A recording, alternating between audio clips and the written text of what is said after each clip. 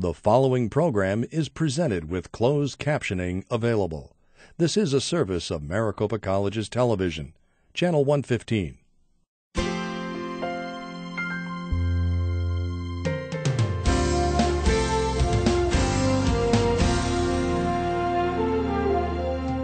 Good evening. I would like to reconvene the Governing Board meeting of April 23, 2013. Ms. Pearson, would you lead us in the Pledge of Allegiance?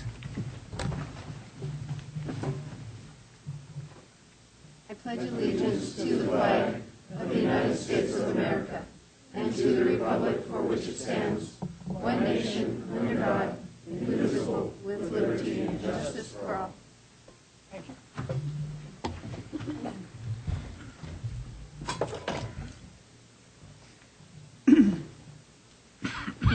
We have student life reports tonight from South Mountain Community College Student Government. Mr. Buddy Cheeks, Director of Student Life and Leadership, are you with us? Yeah. Yes, sir. And I would like to introduce our chairperson for student government, Edward Hernandez. Yeah. And I would like to introduce my partner, my co-chair, Ahmed Mohammed, who will be helping me.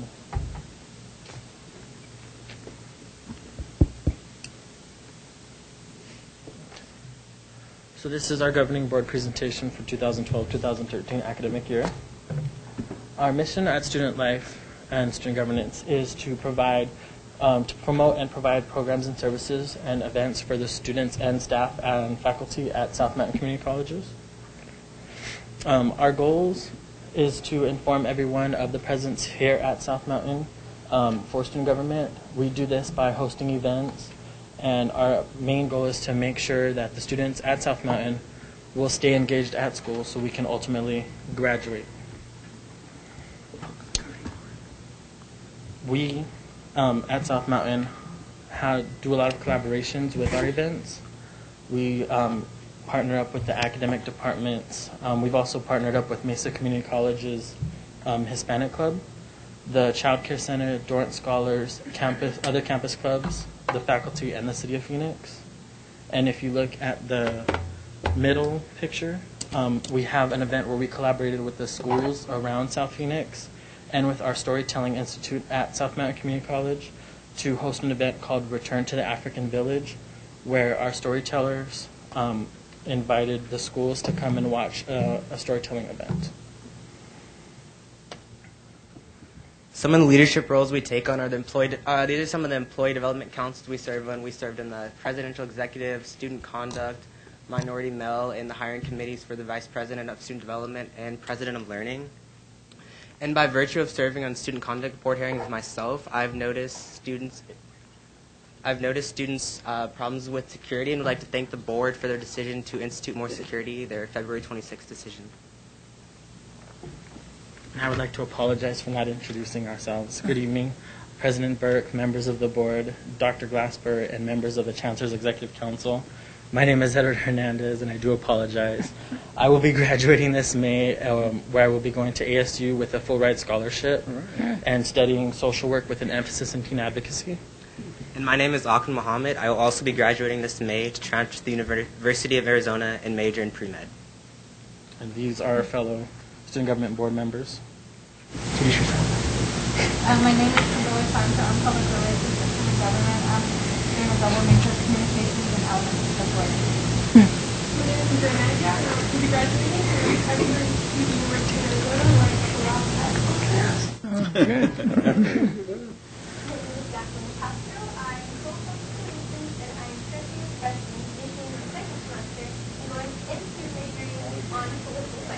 Good for you. And I would also like to recognize Ricardo Bernal, who was not able to be here with us. He had class this evening, but he would like to welcome you guys as well.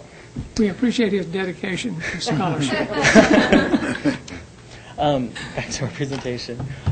We have also done some civic engagement where we went to the Salvation Army where we donated Christmas trees. We actually set up a Christmas tree for a family in need. The Central Arizona Shelter Service, also known as CAS, where we created in this bottom picture Ziploc bags with essential items that people would need for the homeless people on the streets, such as small bars of soap, toothpaste, floss, dental utensils. We've also partnered with the St. Mary's Food Bank, the Sojourner Center, and the Andre House. And this picture in the middle is a collaboration between ourselves, Student Life, Student Government, and the Dorrance Scholars, where for Martin Luther King Day we went to the St. Mary's Food Bank and boxed up 1,600 emergency food boxes. We've also hosted some campus events such as Spring Fling, the Women's Luncheon, the Men's Luncheon, Burgers for Basketball, Flipping for Finals, which we will actually be doing in 2 weeks, Club Day and Academic Discovery Day. And on the top, there is a picture of our Women's Luncheon guest speaker, which was Lupita Hightower, the superintendent for the Tolleson School District. And on the bottom, you can see Dr. Chris Bustamante, president of Rio Salado. We also had him come and talk to our male students about achieving higher education. And we would like to thank you for listening to our presentation. Do you guys have any questions? Board members, you have questions? No, I think, as you know, you're in my district. I live in South Phoenix as well, Mr. President. But I really enjoyed visiting the campuses. I know you guys are all active. I appreciate you coming down here and showing what South Mountain Community College is doing. You know, the brief time that you're here, you're never going to be able to cover all the wonderful programs you got going down there. But your outreach to the community is what's going to yield in the future students that become aware of South Mountain Community College, the programs that it offer, and of course that's an increased enrollment, and that helps us. Well, thank you for coming down. Appreciate it. Thank you. You did an awesome job. You look sharp with all the same shirts. Thank you, my sir. goodness, and we're really proud of you. You did a good job presenting at Southview College. Thank you. Thank you very much. You're welcome to go home and study.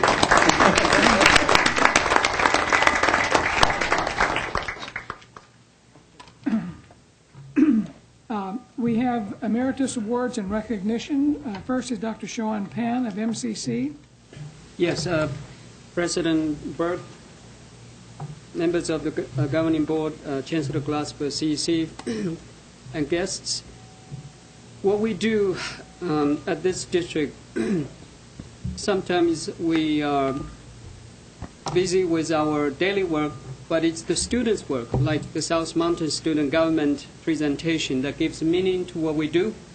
To kick off tonight's awards, I'd like to quickly have our Phi Delta Kappa Omega Beta chapter at the Mesa Community College, its advisors, executive board members, to showcase this chapter. They recently participated in the 2013 national conference in San Jose. They really did the district very good. They came home with a lot of fabulous awards. So, advisor, Dwayne, and officers, would you please share with us your awards?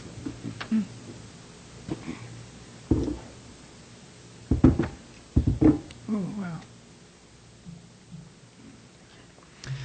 President Burke, Chancellor Glasper, Vice Chancellors, members of the Governing Board, President Pan, and college presidents. Good evening. Thank you for accepting our request to be here this evening. My name is Salazar. I'm the Honors Council Chair and Officer for the Omicron Beta Chapter of Phi Theta Kappa at Mesa Community College. And I'm Carolee Oakes, the Special Events Officer at Mesa Community College. I'll be graduating this May and attending a full-ride scholarship to Westminster College, one of the new small colleges, liberal arts colleges in downtown Mesa. And my major is mathematics. I'm also pursuing a pre-med path, so I will be transferring to ASU. I will be graduating this semester, transferring to Arizona State University with a full-ride scholarship from the All-Arizona First Academic Team. Right. We wanted to present to you, and we are honored, and it's our pleasure to be here and present the accomplishments of past year's officer team. And Phi Theta Kappa is the International Honor Society for two-year community colleges, and it's an international organization, as I mentioned. Our membership and our success and accomplishments have grown during the past 4 years by a factor of 350%. We are very thankful for the support of the governing board, and specifically the administration of our school, President Pan and Vice President Jim Mabry. This past little bit ago, we were able to attend a regional convention where our chapter was able to take home quite a bit of awards for the region of Arizona. We were the most distinguished chapter officer team, and we also had the privilege of having our president, Devin Oaks, the most distinguished chapter officer, a very distinguished member, Heather Carey, a very active member, and also Sabazar, who's here with us today, another most distinguished chapter officer. We were also the most distinguished college project, where we promoted the democracy commitment and civic engagement. Also, the most distinguished honors in action, where we were able to teach a class of first graders about the importance of nutrition. Also, among other awards, the most important one was the most distinguished chapter of Arizona. So we were the #1 chapter in Arizona. We also had the privilege of having 2 of our officers serve on the regional officer team.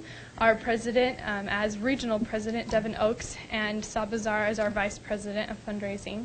Now, this next year, upcoming, we have 3 of our officers as regional officers again as well, which is an awesome privilege. We just, as Dr. Pan said, we just got back from internationals, where, when we walked in, we saw this billboard, and it had Omicron Beta from Mesa Community College as the #1 fundraiser for Relay for Life, where we raised around $9,200 for the American Cancer Society. Mm-hmm. And just this past weekend, we were able to surpass that goal, and we raised $10,300 with over 100 volunteers and over 500 service hours, which is a really big accomplishment for us. Okay, so among our other international awards, we received the Distinguished Honors in Action Project Award, a project that I had the privilege to be responsible for. And this award means that our chapter at Mesa Community College is among the best, the top 30 chapters internationally. Phi Theta Kappa has more than 2 million members in 1,300 chapters in the U.S. and 8 U.S. territories and 8 other countries. So that is a very high accolade for our college. And we also received the Distinguished Theme Award, Honors in Action, which is specifically for the topic of nutrition, and that ranks our chapter as being among the top 3 chapters internationally among the 1,300 chapters who worked on different projects. Now, the Honors in Action project, along with the college project, which was around the democracy commitment and also civic engagement, they contributed to our chapter becoming one of the most distinguished chapters and officer teams among the 1,300 chapters globally. And we thought that was it. And we sat down, we went back to the crowd, and our chapter was named to go on the stage one more time to be named as the first finalist for most distinguished chapter of Phi Theta Kappa. That places our chapter as the 2nd best chapter internationally. Wow. Among 1,300 chapters.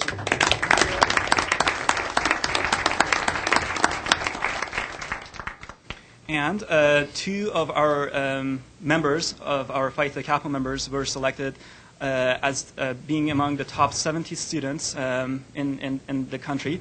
Devin Oaks and Maria Wright were selected as Coca-Cola Gold Scholars. And specifically, Devin Oaks was selected as a Geisweit Scholar, which is presented to only the top 20 students in the nation. And he couldn't be here tonight. He is taking presenting a physics honors project. So, but he would have loved to be here. One of the main goals that we pursue as a chapter at Mesa Community College is to promote college completion, and that college completion is actually an international Phi Theta Kappa initiative. And specifically 345 Phi Theta Kappa members, due to the promotion of this project, C4, Community College Completion Corps, are graduating this semester from Mesa Community College. Finally, we wanted to thank you, the governing board, our college president, our college administrators, for the support, and we pledge as a chapter to continue to support the campus and the community. Thank you so much. Thank you.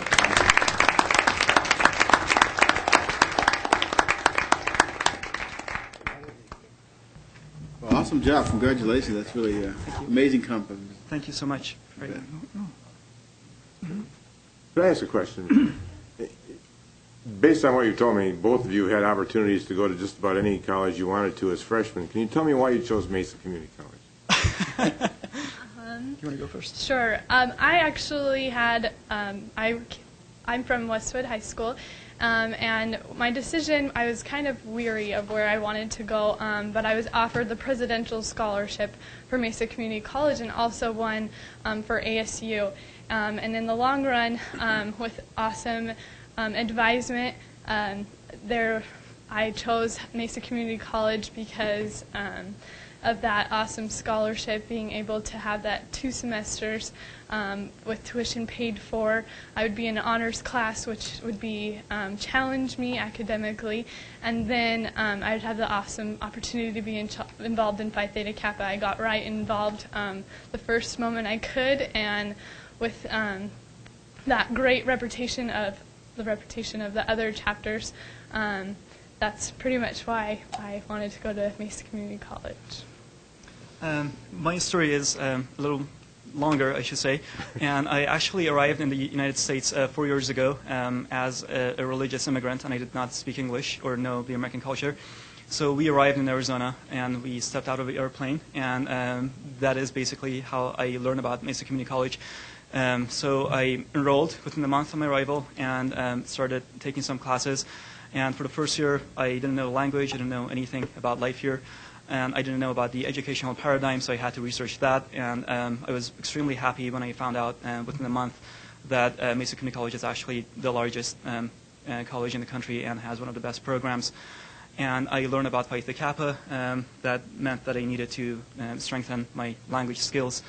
And I had the honor and privilege of meeting Mr. Oakes, and he got me involved. And for the past 2.5 years, my life has been heaven. And actually, that international convention is, if not the first, is the second best night of my life when we went on that stage. So I'm very thankful for the experiences that I have been afforded. Thanks for having you here. Thank you.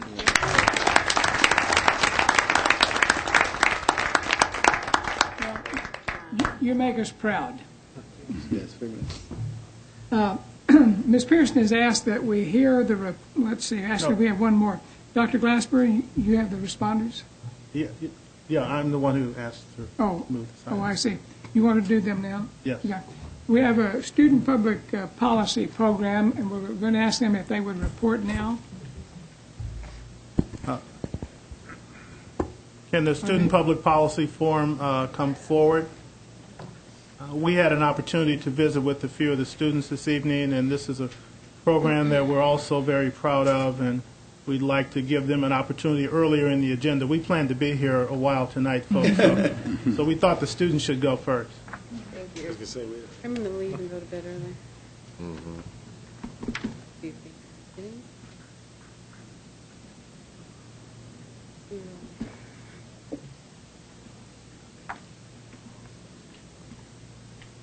Good evening, Governing Board members, Chancellor Glasper, and members of the Chancellor's Executive Council. My name is Jasmine Snipes, and I go to EMCC, and I am a communications major. My name is Linda Howard. I go to South Mountain Community College, and I'm a botany major. We are here to speak on behalf of the 2012-2013 Student Public Policy Forum, which is affectionately known as SPIF. Some of our fellow delegates are present in the audience, and if the SPIF members could please stand up.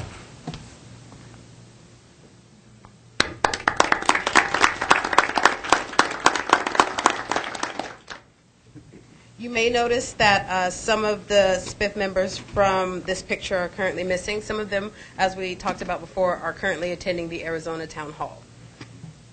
Here is a picture of our entire group at the speaker's desk on the Arizona House of Representatives chambers floor.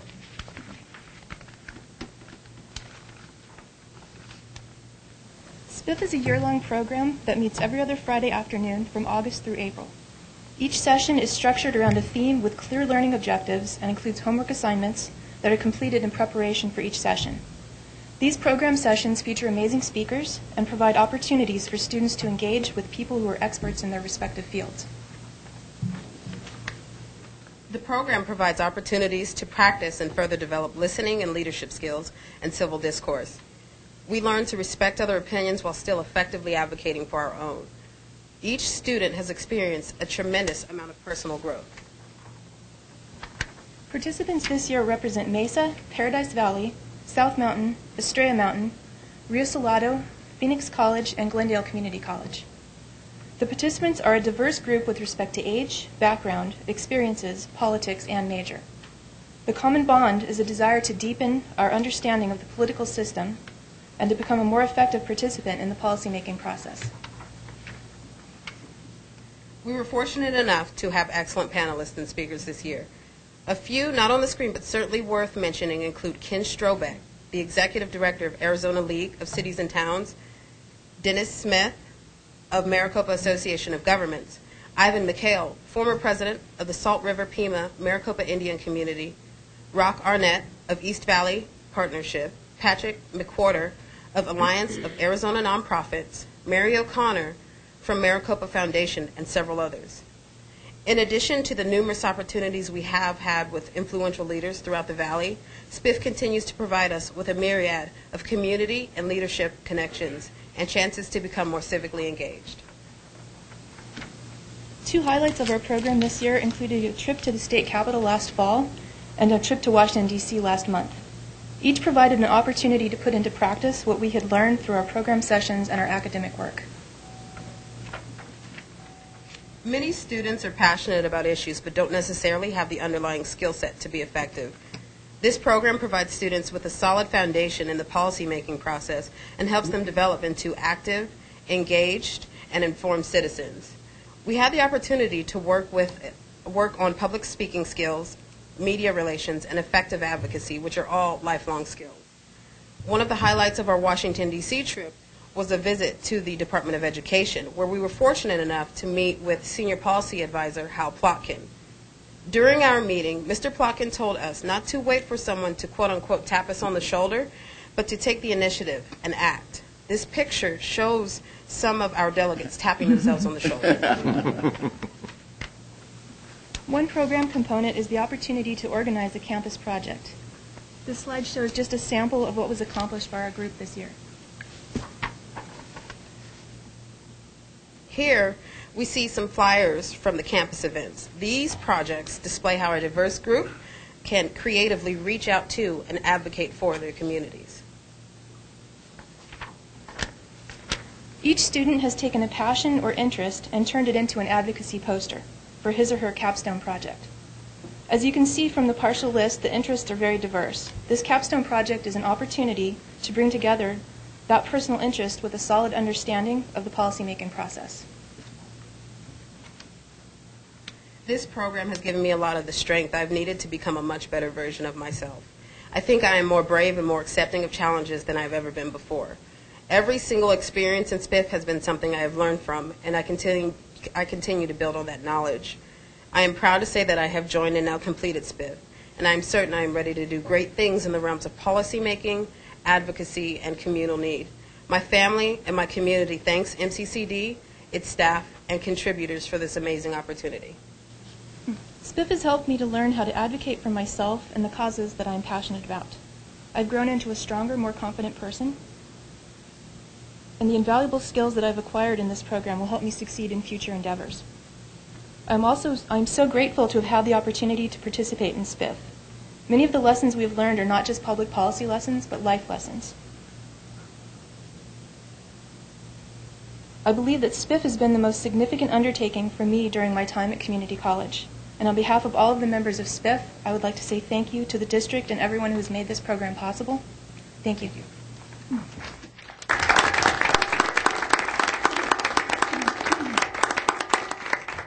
I want to point out to people in the audience and to the governing board, the SPIF students are presenting their projects this Friday afternoon here at the district office, in this room, I believe. Is that right? Good.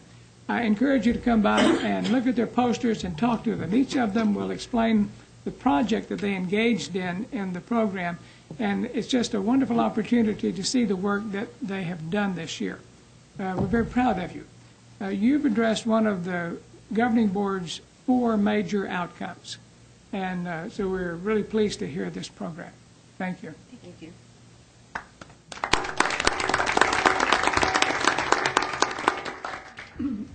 Dr. Glasper, do you have another report? No, sir. I just wanted to bring that one Okay. Earlier in the agenda. Okay. I will do my others when my time comes up in the agenda. Okay. Thank you. It's now time for citizens interim, and I don't have any requests to speak. Therefore, we will. Yes, the foundation. Yeah. We have a Foundation Employee Recognition Award. Did I miss one? Steve Healthcott. Oh, I did. My apologies. Dr. Healthcott. Thank you, Mrs. Pearson, President Burke, members of the board. Earlier today, the Maricopa Community College's foundation hosted its annual employee recognition luncheon, at which we were able to recognize an exceptional group of Maricopa employees and also an exceptional group of Maricopa students. Our awards come in two groupings. The first is the Employee Recognition Awards, where representatives of the colleges and district divisions nominate employees for outstanding service, and 5 winners are selected. Each gets a little recognition and a $1,000 scholarship in their name directed to a cause of their choice within the district.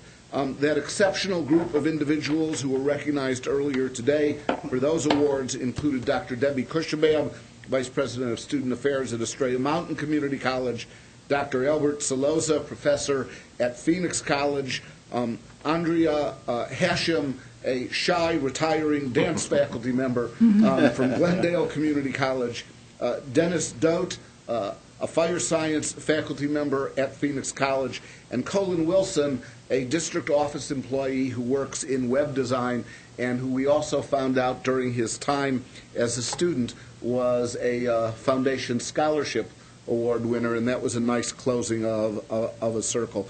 Each of them has had exceptional contributions to their college and the district, and it was our privilege to recognize them. Secondly, in a wonderful partnership with the Sony Corporation, we are one of only 50 institutions across the country with that partnership. We were able to recognize 2 outstanding faculty and 5 students with exceptional technology packages, including a laptop computer, a digital camera, a digital recorder, and a bunch of other stuff that I don't even claim to understand. The 2 faculty members who were chosen because of the innovative work they were doing with technology were Edward McKinnon from Glendale Community College and Loretta Moore from South Mountain Community College. But Sony also awards packages to students. For these 5 awards, we had over 200 applications, and the selection process was difficult. Most of these students are students without access to personal technology. So they are always looking for computer labs and other places. We heard stories about people who work second shift, and by the time they get off shift, libraries and computer labs are closed. So these awards really may mean a great deal. And those 5 students were Kathy Williams from Phoenix College, Javier Beltran Salazar from Mesa, Sergio Loza from Phoenix College, Robert McLean from Chandler Gilbert Community College, and Patrick Leslie from Mesa Community College. We were honored to have Mr. Saar and Mr. Lum with us for the event, and I am sure you will join them and all of us in congratulating these exceptional members of the Maricopa community for their outstanding work. It was certainly our pleasure to do so today. Thank you very much. Thank you.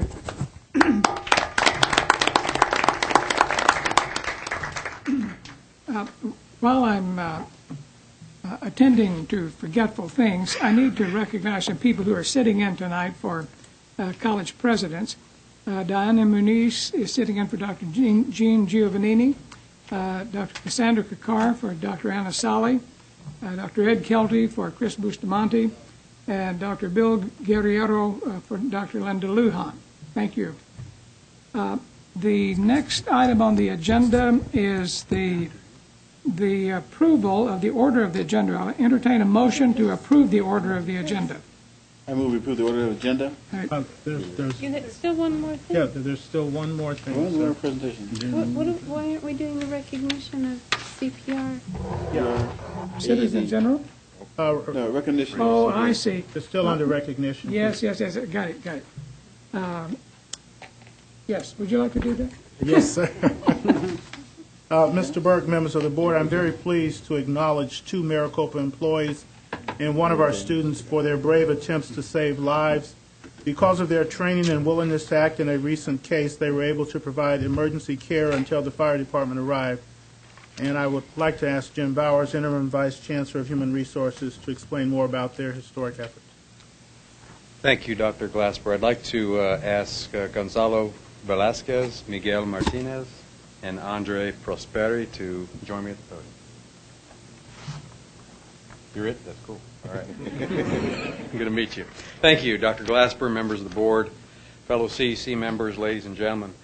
On March 30th, 2013, an unfortunate incident happened at Chandler Gilbert where an employee suffered a heart attack while in the classroom. Miguel Martinez, a Chandler Gilbert part-time public safety aide, immediately responded and assisted the employee by administering CPR. After a few minutes, a student in the class, Gonzalo Velasquez, volunteered to assist the police aide by taking turns performing CPR. Both responders continued CPR for several minutes until relieved by police aide Andre Prosperi, who performed CPR care until EMS personnel arrived. Gonzalo Velasquez is currently a junior at Queen Creek High School.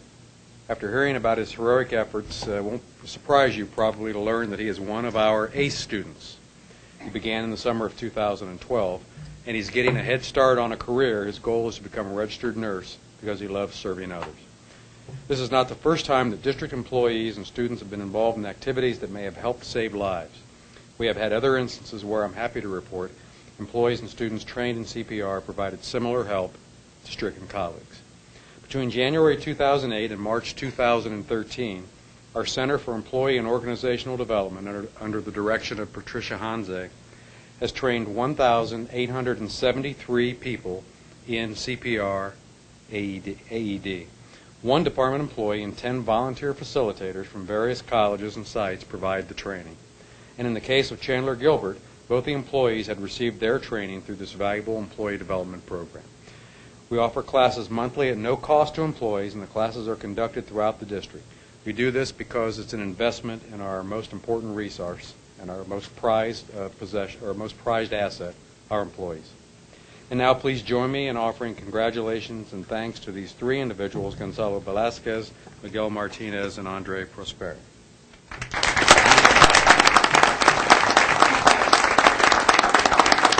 And this is our student, our A student, Gonzalo Velasquez. Mm-hmm.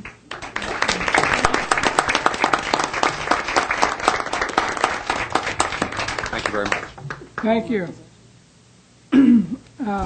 Congratulations, Gonzalo. We're proud of you. I know it's quick thinking. Do you have time to answer some questions here? How you plan on being a nurse? Is that your goal? Yes, I wish to become a nurse anesthetist. And you had training in CPR. That? Yes, I had some in high school. And you actually had emergency. How did it feel? I really didn't feel anything. I just reacted. Awesome. Yeah. That's the way to do it. Yes. Thank you.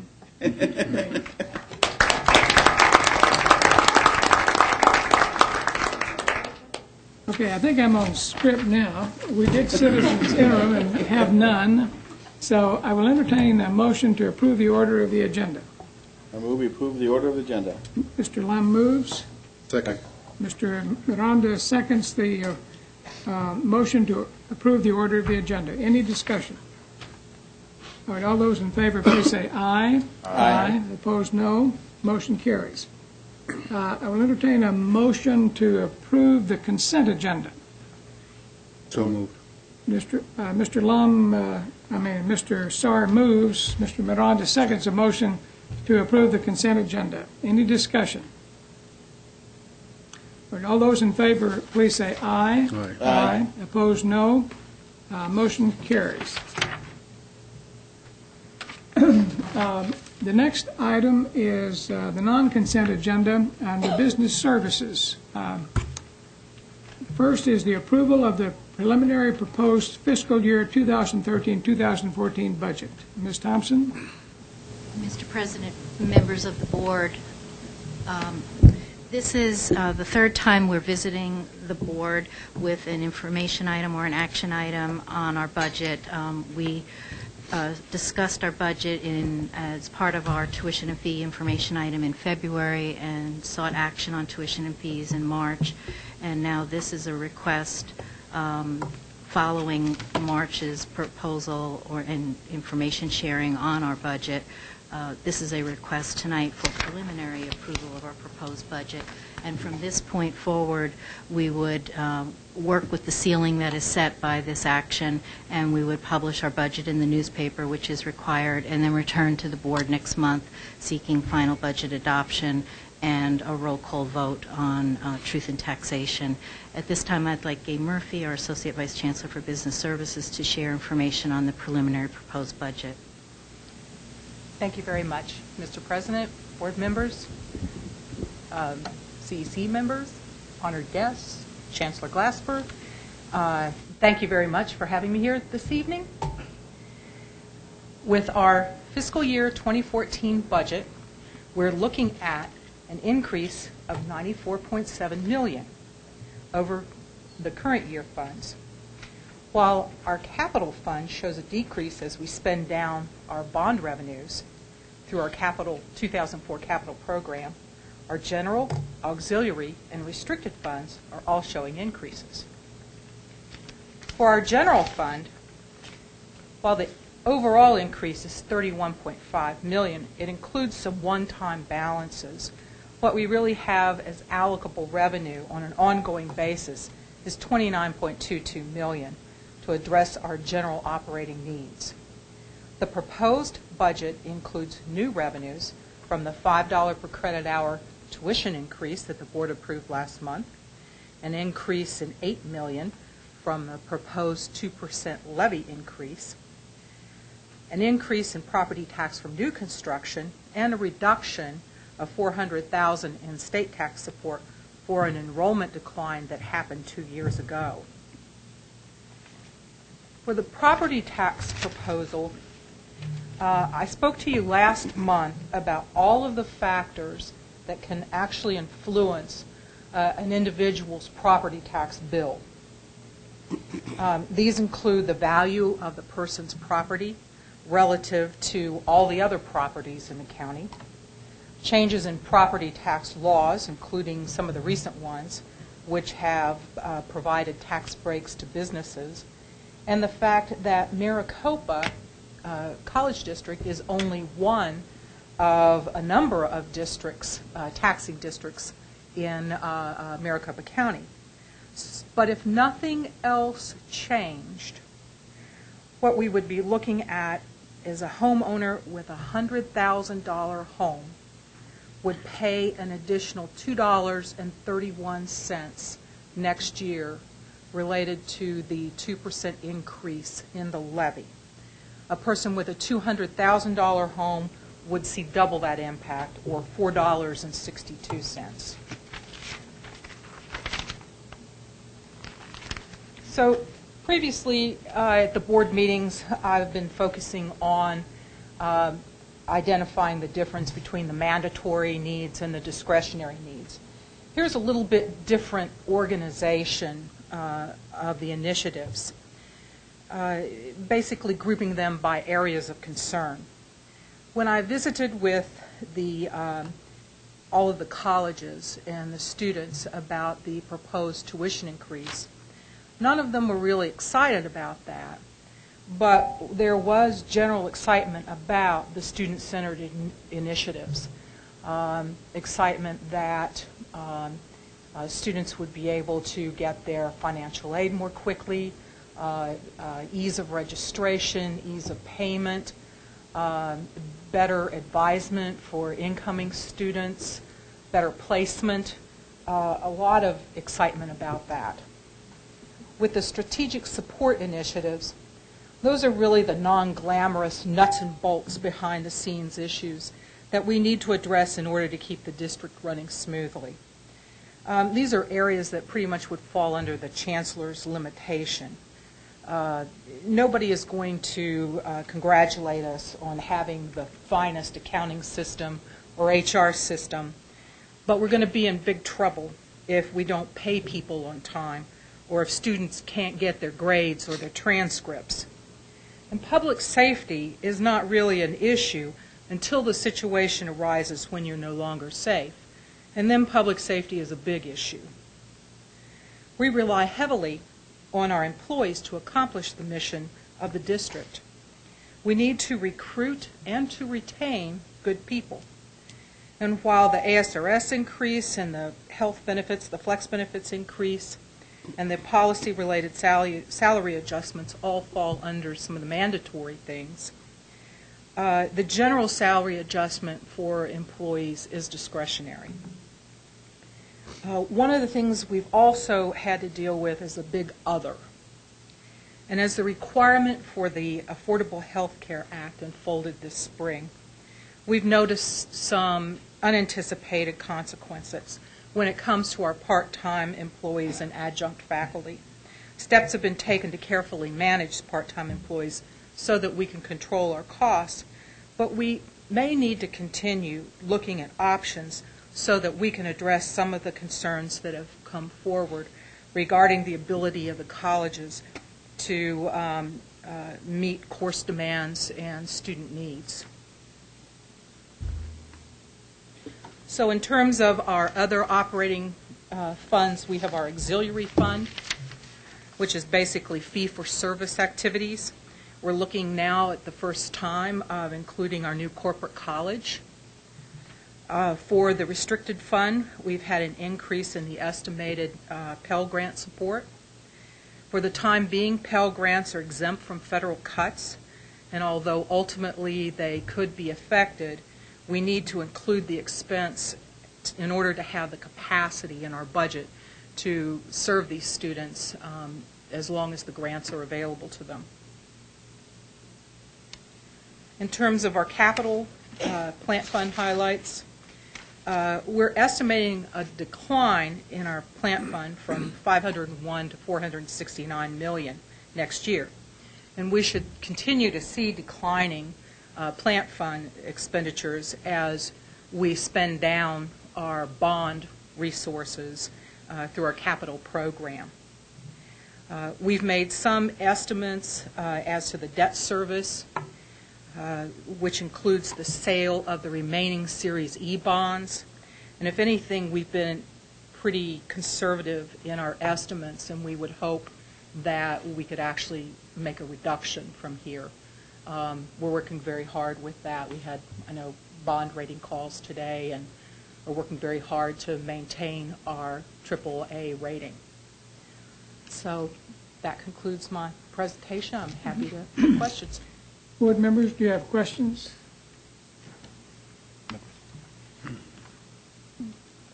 Thank you. Thank you. I will entertain a motion for the approval of the preliminary proposed fiscal year 2013-2014 budget. I move we approve the preliminary proposal. Mr. Lum moves. A second. Mr. Miranda seconds. A motion to approve the preliminary proposed fiscal year 2013-2014 budget. Is there discussion?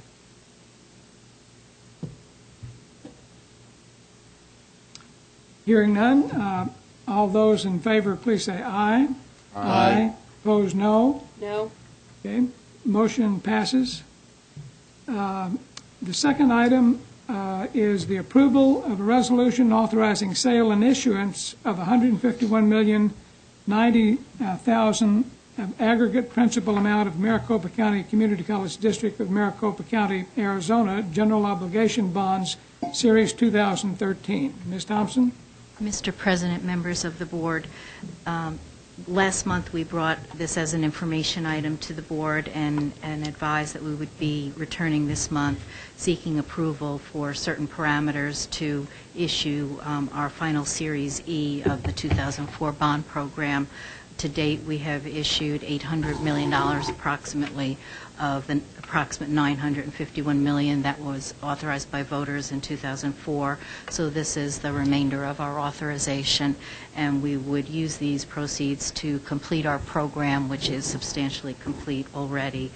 I would like to ask Kurt Freund, who's our financial officer with RBC, to share a few remarks about this coming sale that we are seeking approval on.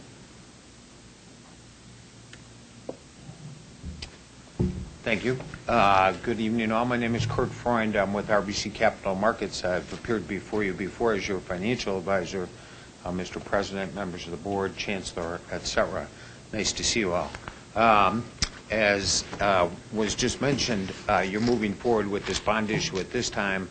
You know, the district has had a great track record on all of its prior bond issues from the 2004 voted authorization. All of them have had really strong investor reception. All of them have been at remarkably low interest rates. And you know, as we sit here now, a month away roughly from this issuance, we expect the same to occur for this issue. Frankly, I expect it to be a lower interest rate than the interest rates you've achieved on the prior issues.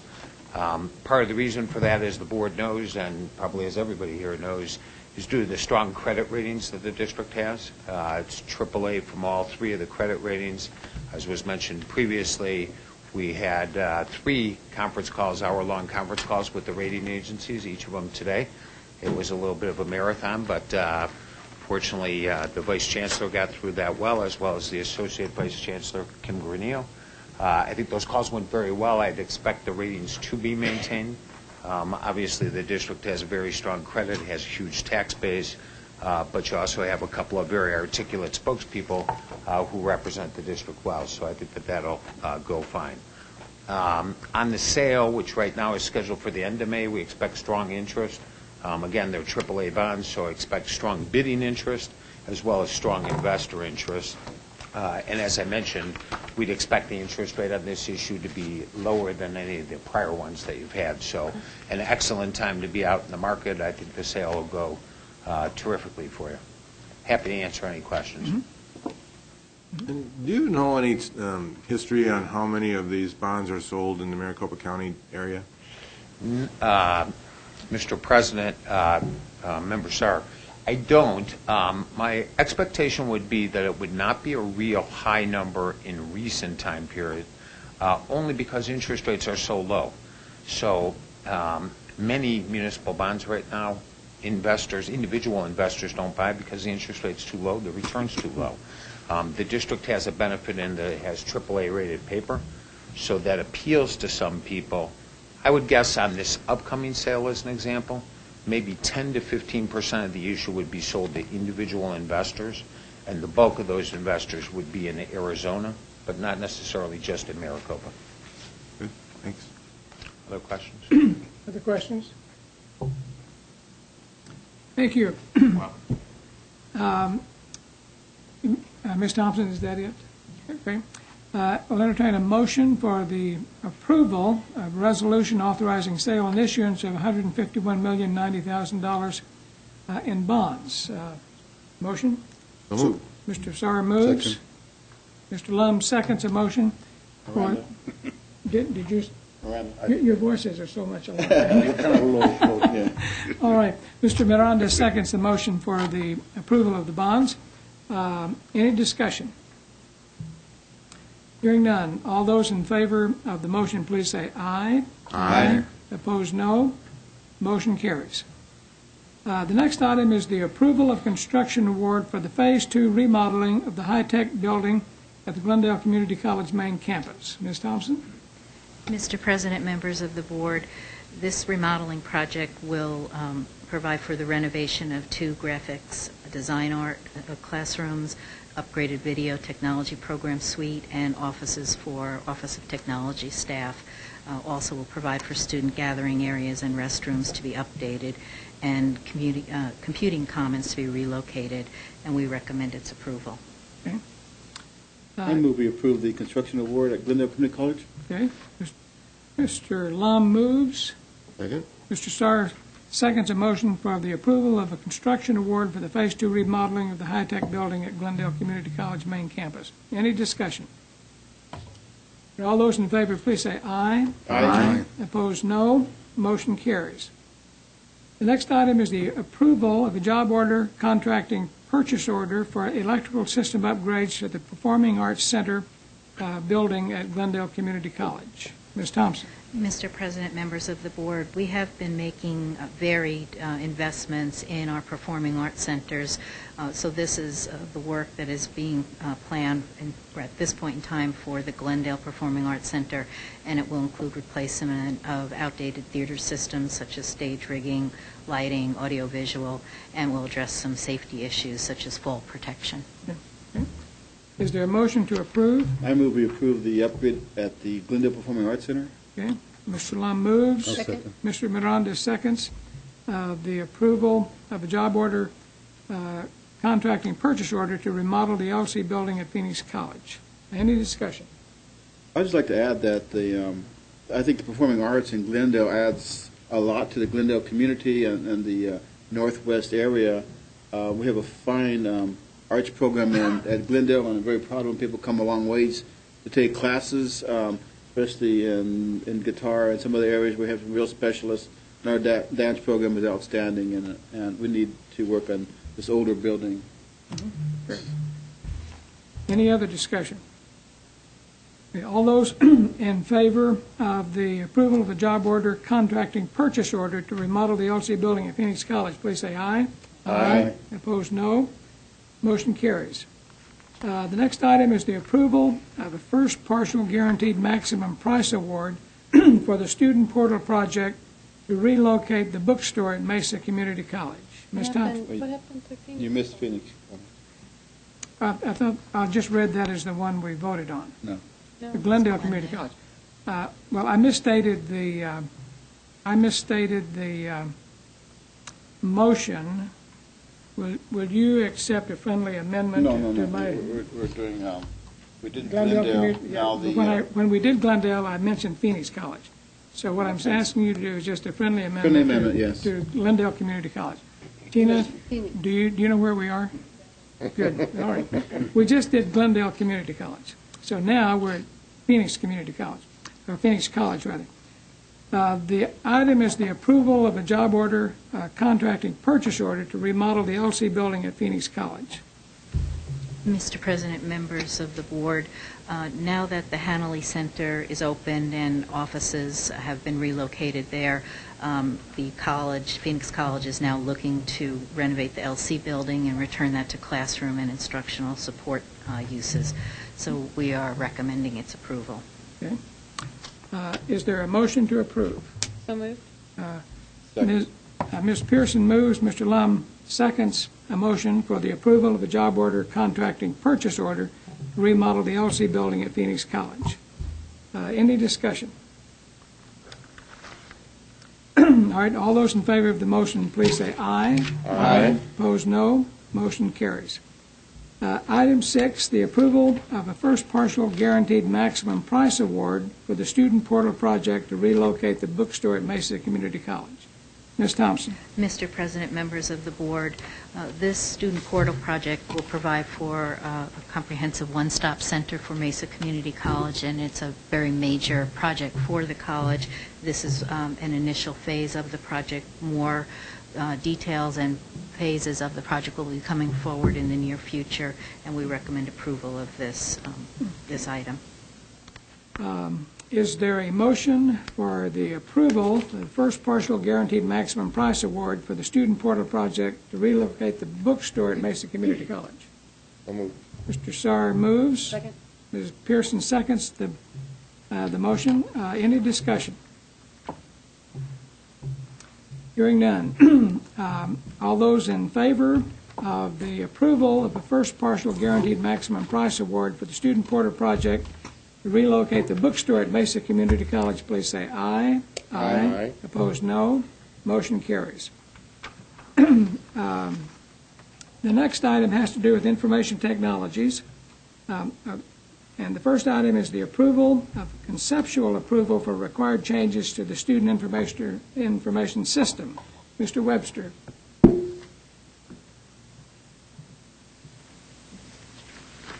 Good evening, Mr. Burke, Mr. Sarr, Ms. Pearson, Mr. Lund, Mr. Miranda. Pleasure to be here this evening.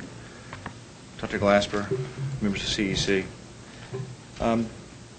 Here tonight to seek approval and kill a bug. There's bugs in this room. Here to seek approval this evening for the agenda item titled Conceptual Approval for Required Changes to the Student Information System. The project is a collaborative effort between Maricopa, our partners, to operationally unite our 10 colleges under a single student information system operational umbrella. It's a large task involving lots of folks, and looking for your approval for it tonight. In a nutshell, from my small piece of the world in ITS, we will finally realize the desire of bringing Maricopa and all of our colleges under what we would call One Maricopa. This project provides One Maricopa solution for admissions, transcripts, financial aid, all of the important elements that we believe will improve our student experience with our colleges, will provide a seamless experience for them, and will quite, I think, honestly, will improve their overall desire to attend school and tell others about Maricopa. So I think it's a very good program. The number in front of you, the project is an inclusive project, includes everything. I do not intend to come back and ask for additional funding. This will include hardware, software, training, all the pieces necessary to make it work.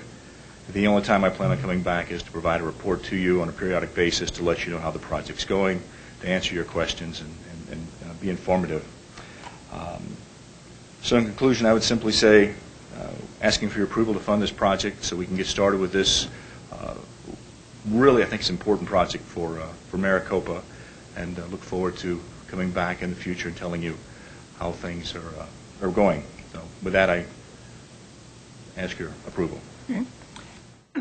Is there a motion? Yes.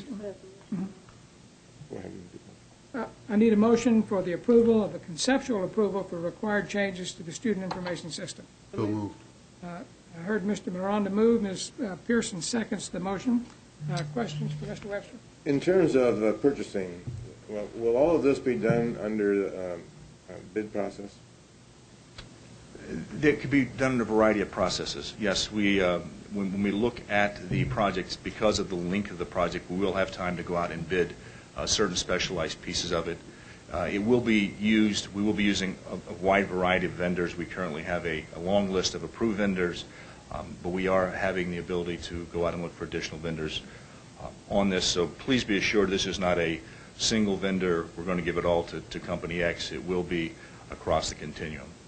How much of what we currently have in place hardware-wise are we stuck with, I don't say that negatively, but are we stuck with in this new system, or can we expand into other manufacturers and vendors' hardware?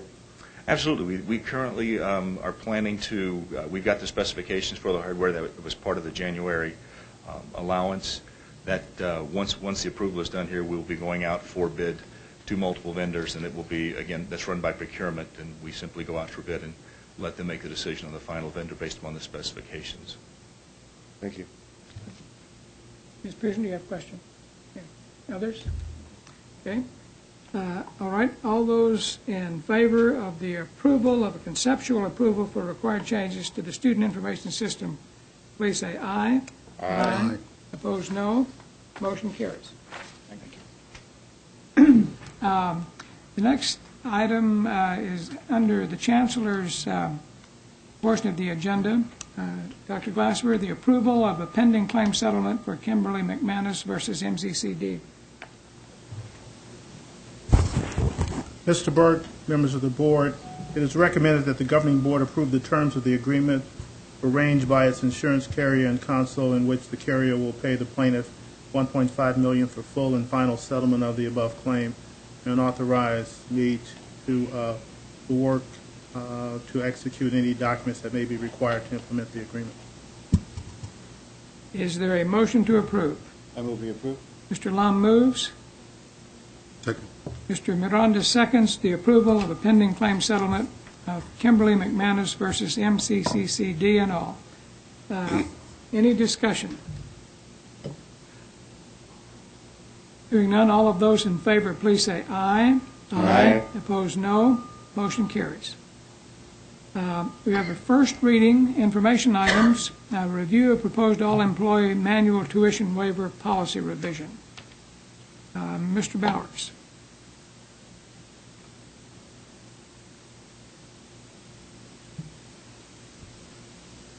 This is the tuition policy?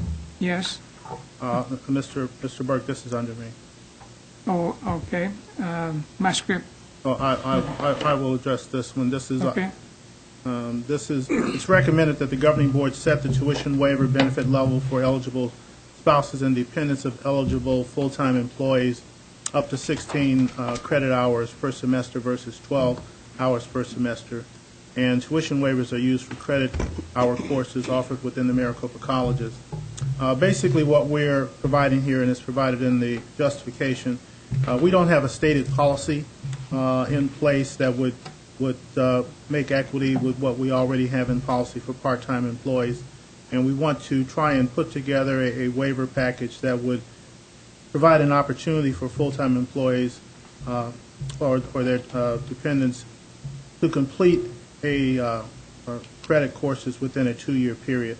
We think it'll expedite the use of our tuition waivers and eventually save us some long-term costs.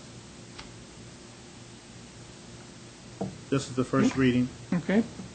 Any questions of Dr. Glasper? All right. Monitoring reports, budget analysis, Ms. Thompson. Mr. President, members of the board, this budget analysis report is for the general fund, and it's for the first 9 months of the fiscal year, so 3/4 of the fiscal year, and it is comparing budgeted amounts of revenues and expenditures to actuals, and then providing some percentage comparison on each to prior years. As I have mentioned in previous months when I've done this report, our expenditures are in line with expenditure rates in prior years, and that is very largely because most of our expenditures are in payroll and benefits, and that is on a 2-week cycle, so all of that's to be expected. And similarly, our revenue collections are similar to prior years because we have certain periods of time when our different revenues are coming to us in the district. So property taxes come at a particular time of year, this month and next month being one of the peak months for collections. Tuition and fee tends to be around the start of the semester. So everything is in line with what we would have expected and what the budget reflected, and we would expect to meet our financial stability requirement for the fiscal year as well. Okay. Let's see, general obligation bonds. Mr. President, members of the board, we provide this on a quarterly basis to you. There's a little bit less regular activity in terms of bond spending because we're making very large expenditures on a more periodic basis. So this is summarizing the activity around the $800 million in 2004 bond proceeds that have been issued already, and then also comparing the actuals to the full authorization of $951 million, and we're on target in terms of spending our proceeds. Okay. Thank you. Any questions of Ms. Thompson? Community linkage, governing board reports. Mr. Lum? I just wanted to report a few things. I went to the ASU forum on immigration reform, and they did an outstanding job. Michael Crow led it with John Kyle was moderator, and they're just providing information on the immigration reform bill, and I thought it was very interesting, and a large community was there. I also went to the liberal arts lecture of Dr. Peterson Everson of the modern, he talked on the modern government of the divine people. He talked about the Navajos, and he did an outstanding job, and it was a great program. There, it was to a full audience in the Willow Room, and all three of us, Dana, Doyle, and I, went to the Artists of Promise at the Orpheum Theater. That was an awesome program, And of course, we just love that venue of the Orpheum Theater, and it's just an honor to have the art program, the dances, the music, and the still art there. It's just an awesome venue. Mr. Miranda. Well, I've had an opportunity to visit Phoenix College again. I was down there for I've kind of adopted it because it's down the street from my law office, and I really enjoyed going down there for either having lunch with the students or just interacting with students. It's been very helpful. But I also have a full schedule for May and April to visit GCC, and I'm out at Estrella again, and also I believe Mesa Community College is on my schedule. So I kind of look forward to those visits. It's going to be interesting. Thank you. Mr. Sarr? And, you know, if you look at our April or May calendars, it's full and it's fun. You know, this is the best time of the year for witnessing what our students accomplish as well as our staff. I haven't seen anything that I haven't enjoyed going to. I'm going to reiterate the arts performances last week. That is one of the best events in the Valley with the talent that we have in our district. It's simply amazing. I'm hoping that whatever we can do to fill the place in future years is to the students' benefit, and I hope we can work on that. I look forward to graduation coming up here in the next few weeks. I'm sure those of you, by the way, the women on this side and the men on this side has nothing to do with how we arrange this thing. But I look forward to it. Attend. Front row only, I guess, but front row I'm speaking of. But graduation's coming up. I'll be at Scottsdale, and the rest of the board members are going to be providing their services at other graduation ceremonies. And once again, that's a great event and a culmination of a great year that we've had this year. Ms. Pearson? I wanted to thank Maria Harper Marinick, Dr. Marinick, for all of the time and opportunity that she has provided me recently in helping me to know more about the innovations within our district, sustainability things, and I'm looking forward to learning even more. She got me very excited about some of the things that we do have going on. I was able to attend my very first conference with the League of Innovation, and I knew that we had our awards ceremonies that I attended around innovation and things of this nature, but never really fully understood everything that the League represents, everything that the League is involved in, and everything that the League does. And I was in absolute awe of the things that I saw there, learned there, heard there, and even found out about our own district. I'm there hearing about how wonderful Phoenix College is. I'm hearing all of these things. I mean, we were, by presenters, being used as examples, and that was really neat. It is a really awesome experience to hear, and I just really feel proud of so many of the things that go on within our colleges in these areas, and the things that we are the forerunner, the example setter in the things that we do. And I'm encouraged that while sometimes there is resistance to innovation, while there is resistance to change, that at the same time there are great strides in being the leader in innovation.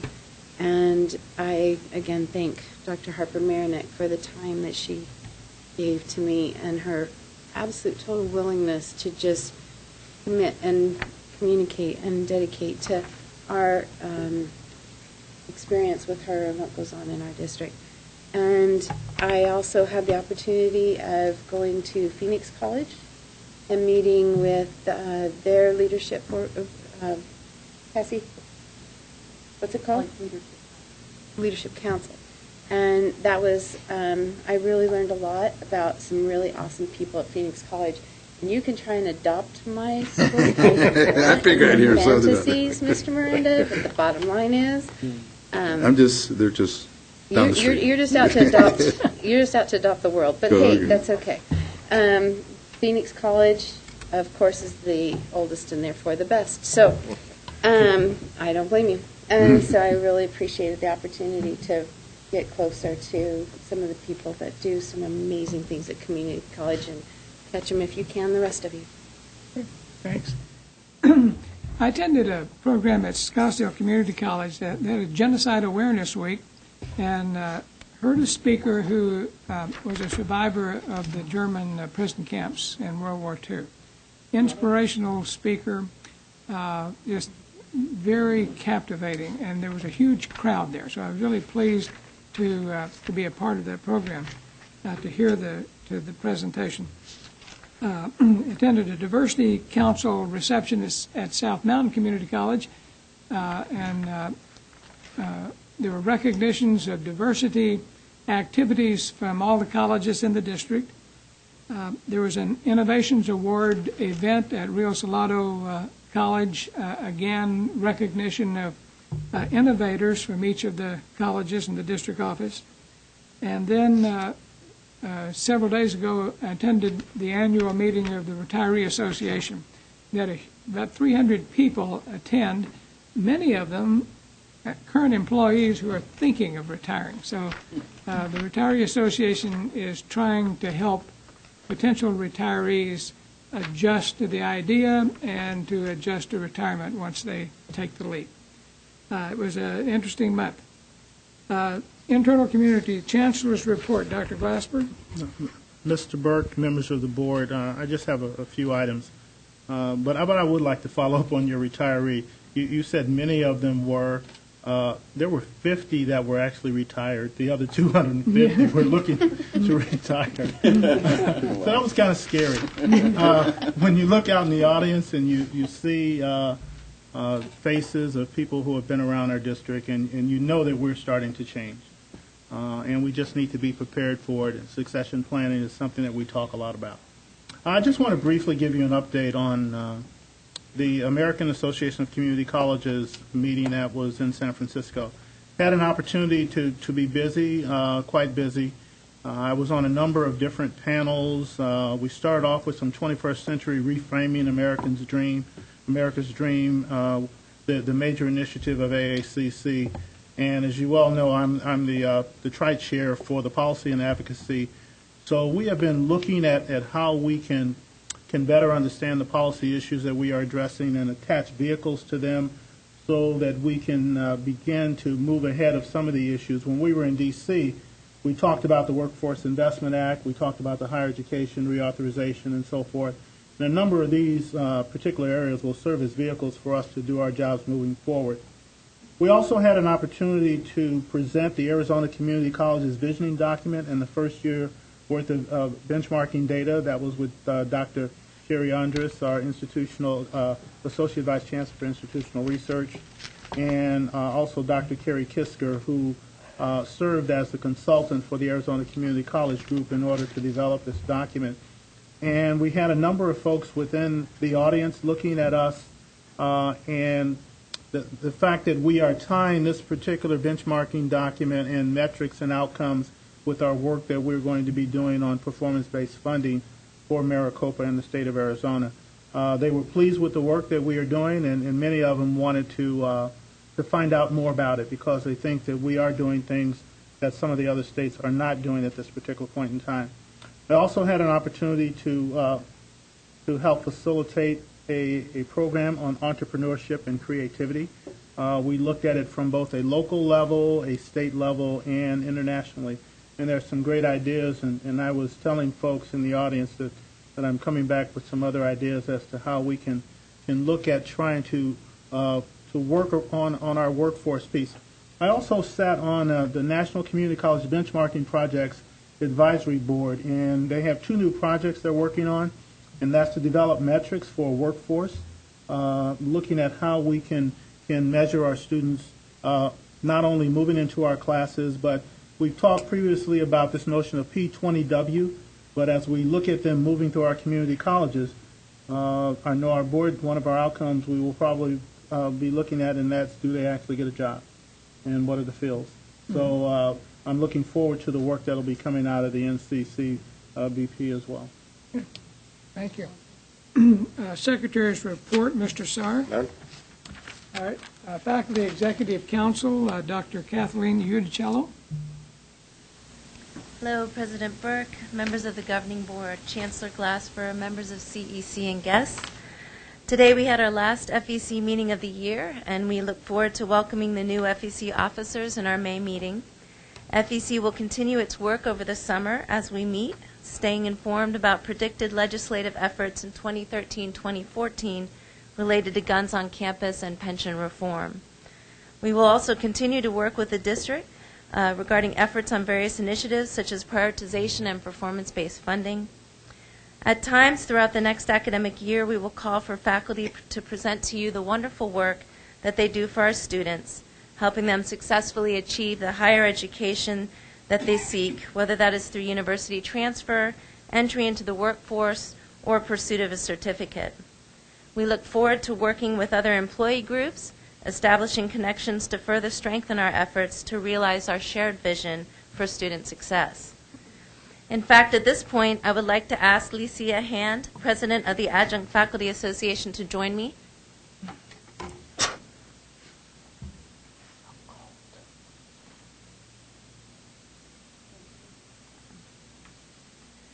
We support the 60-40 full-time to part-time faculty ratio. The implementation of this ratio would mean that there would be residential positions available for qualified adjuncts to apply for, positions that the district needs in order to strengthen its commitment to a more permanent workforce. This translates into significant opportunities for adjunct faculty to become an enduring part of the district as it works to increase student engagement, retention, and completion. Thank you. The Adjunct Faculty Employee Group is looking forward to working with the Faculty Association in the upcoming semester. The FA Board board members are committed to work with their respective VPAA and their HR to keep adjunct faculty members informed about the district's policy regarding Affordable Health Care Act. In fall 2014, the Adjunct Faculty Employee Group will continue with facilitating workshops on solving the mystery of getting hired at Scottsdale Community College, Mesa Community College, and South Mountain Community College. I'd also like at this time to introduce Chas Sinfield. She's our newest representative of the board and a college representative for Mesa Community College. Previously, we had Kathy Laity here, but she had to leave due to prior arrangements, and she's the college representative for Chandler Gilbert Community College. The Adjunct Faculty Employee Group would also at this time like to thank Interim Vice Chancellor Jim Bowers for attending our board meeting and answering questions regarding the Federal Health Care Act. Mm-hmm. And are there any questions? Questions?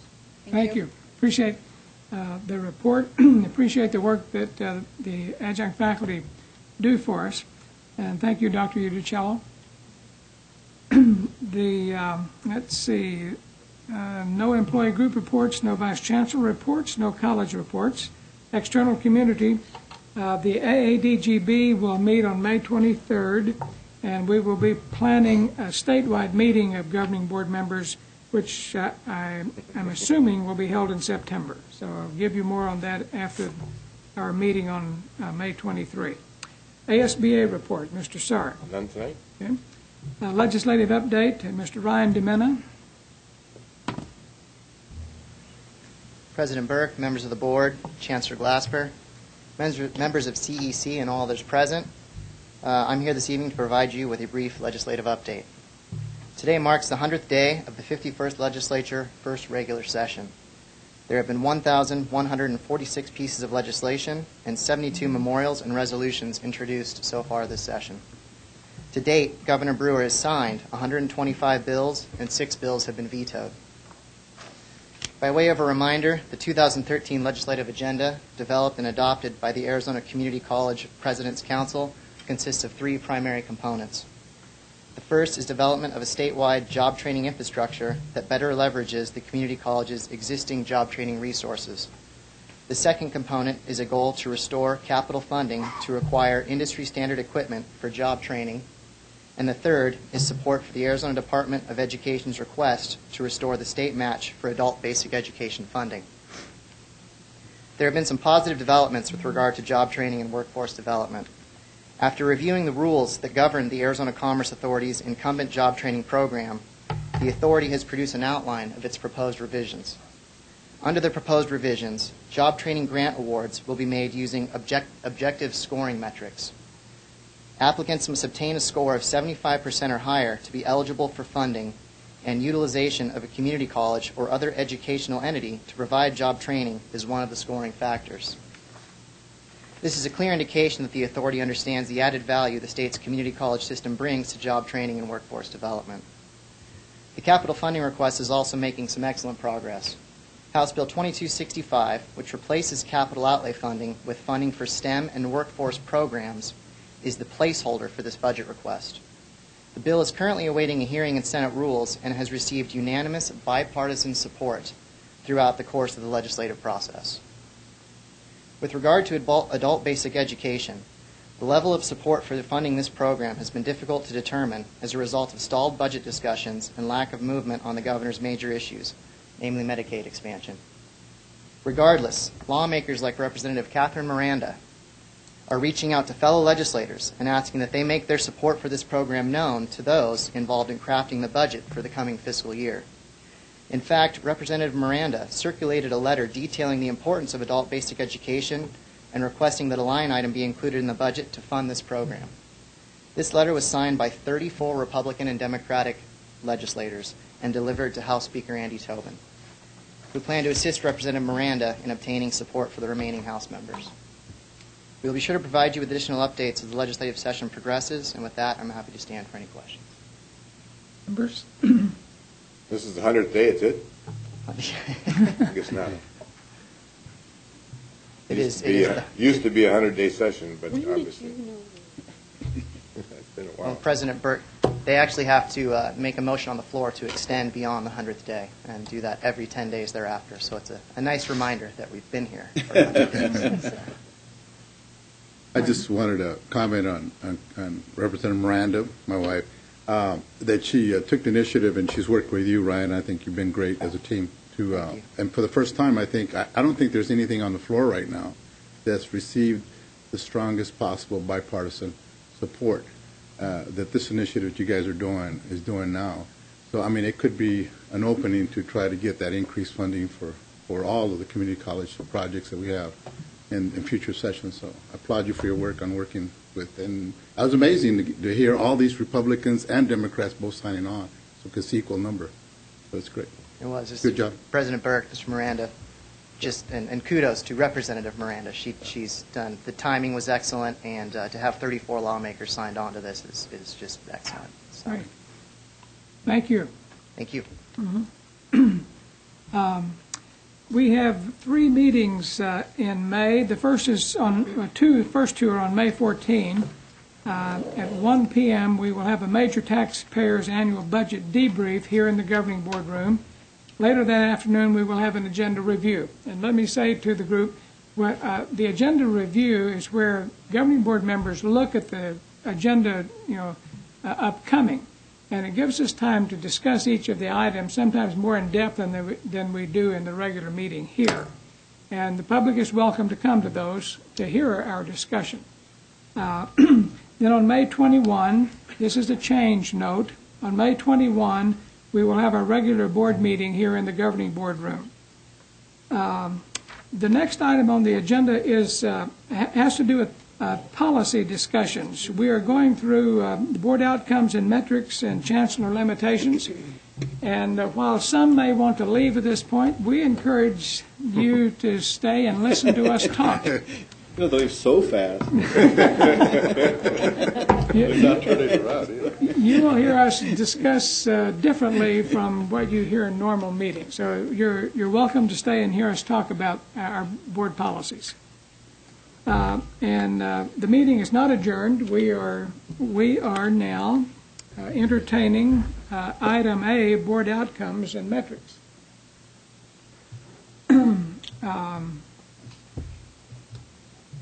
Is it going up on the board? One of them is.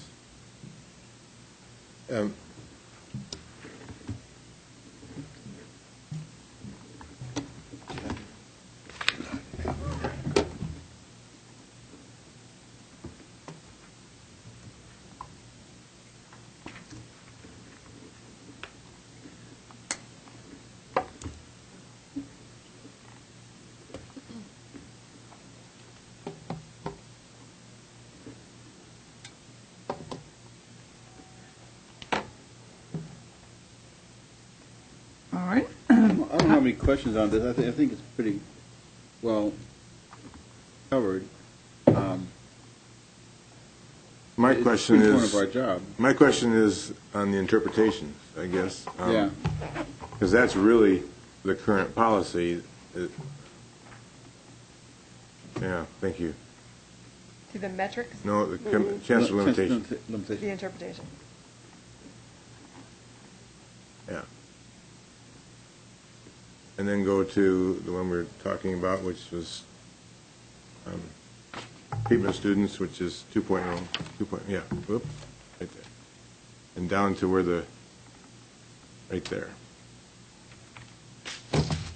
The process, I got it right, we've established the policies, and the Chancellor then takes those policies and brings back to us his interpretation of those, and as part of those, you'll see the second paragraph, which is what we hold him accountable for, which is the compliance statement that he's made there. My comment is, based on the policies, is that interpretation adequate, or do we need to look at both policies and the interpretation is making some improvements or changes? Yeah, Yeah.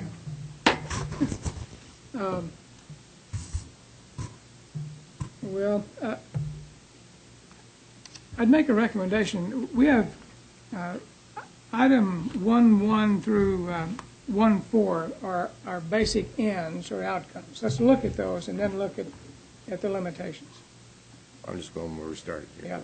Yeah. Yeah. Well, I want to go see the limitations. Okay. Yeah, and I like the four ends are outcomes. By the way, for those in the audience, ends, E-N-D-S, is a Carver term, and outcomes or ends roughly are the same thing. They are goals or outcomes, and that's where the organization is going. That's where we end up. And we have identified university transfer and general education, workforce and economic development, developmental education, community development, civic and global engagement as our four ends or outcomes. And I like those. Yeah. If I have anything, it'd be to further define those, but I think, Tina, can you go to that section on metrics? Metrics. And there's the summary metric that Maria presented. Be a different document. Yeah, it's not that document. You're talking about the monitoring? Yes. That's in the IR website. Yeah, right there, you got it. Okay. In effect, that's the Chancellor's interpretation of our ends. And we've had, the cohort now over the last 2 years to see where we're going. And then when I look at that, it looks fairly flat. So we went from 50 matrices first to summary of, I think, Maria's are 8? About, 8 or 9, which I think is a good idea because 50 is way more than anybody can get a handle around. I think they've done, Maria and the Chancellor have done a good job of coming up with these. My point is, and I've belabored this a lot in the last month or two, we've invested a lot more in our district, both in terms of money and resources, other resources, and in doing so, should we see improvements in these percentages and numbers? And if we do, how much? What makes sense? Obviously, the Chancellor has the ability to come back to us with what he feels is reasonably a reasonable goal. Yeah. We need to look at enrollment over 2 or 3 years. For example, if you have 19% in 2009 and 20% in 2011, you may be talking about 20% of a larger number, which is significant. Enrollment is based on things that are out of our control in many cases. So I don't look so much at that, but looking at the first one, this is under university transfer. We've done a lot to improve our ability to transfer credits to our 3 state universities and many, many others as well. But if you look at the cohorts, we're still at 68%. So I'm going to defer to our Vice Chancellor to kind of give us some more I'll be glad to do that. Mr. Sire, members of the board. The first thing I'll say is that you may recall that this last year that ended was the first year of the new definition of the cohort and the metric. So we think of it as the year for baseline data. Any significant change based on all of the new interventions that we're putting in place will take 3 to 5 years. It's not going to happen overnight. It's not going to happen, obviously, in 1 year. So what we're working on right now with Chancellor and the CEC is setting targets moving forward that are reasonable and feasible and things that we can accomplish. So we should be ready probably by next month to present some of them to the governing board, and they will be on a year interval, and we'll give you about 3 years of targets to look at, based on the data for fall 2011. So based on that percentage, then we'll give you what we think is the kinds of things that we can accomplish moving forward for all the key metrics. So with the other two, 09 and 10, what significance does that percentage have then in this case? Pardon? The first two, then, the 09 and the 10? Yeah. What significance do those two numbers have? Well, what we're doing is looking at them, looking at the three as a trend, and using that to determine how do we need to move forward. In some cases, the percentage hasn't changed, but it may be a percentage of more people. So if you were to look at the actual numbers of students succeeding, it's actually higher, even though the percentage is not. So that's the trend, that's the history, and based on that, we will then decide what the next targets should be. And as you say, in some cases, it's fairly flat. So it will be an improvement over any of the 3 years. Is there a more accurate's not the right term, Meaningful? a better way to show or express the measures in a way that gives us a clearer picture as to what we're measuring? Because percentages also don't give you, and I know we can't, this would turn into a huge monstrosity if we showed how many people have now come into community college for the first time college attending within their family, and what percentage of those now, and how we've increased in that access, that point of being able to make that occur. I know that this could get into a book if we try to truly reflect what changes and what progress we've made and really show what we do. But something as simple as in a year where you have 2,000 versus in 3 years ago we only had 1,000 and 68% of, so forth and so on. But percentages, I feel, set a trap of competing against and making change in a percentage that doesn't really reflect what you're doing. It doesn't really reflect what's happening. It really doesn't reflect what we're about.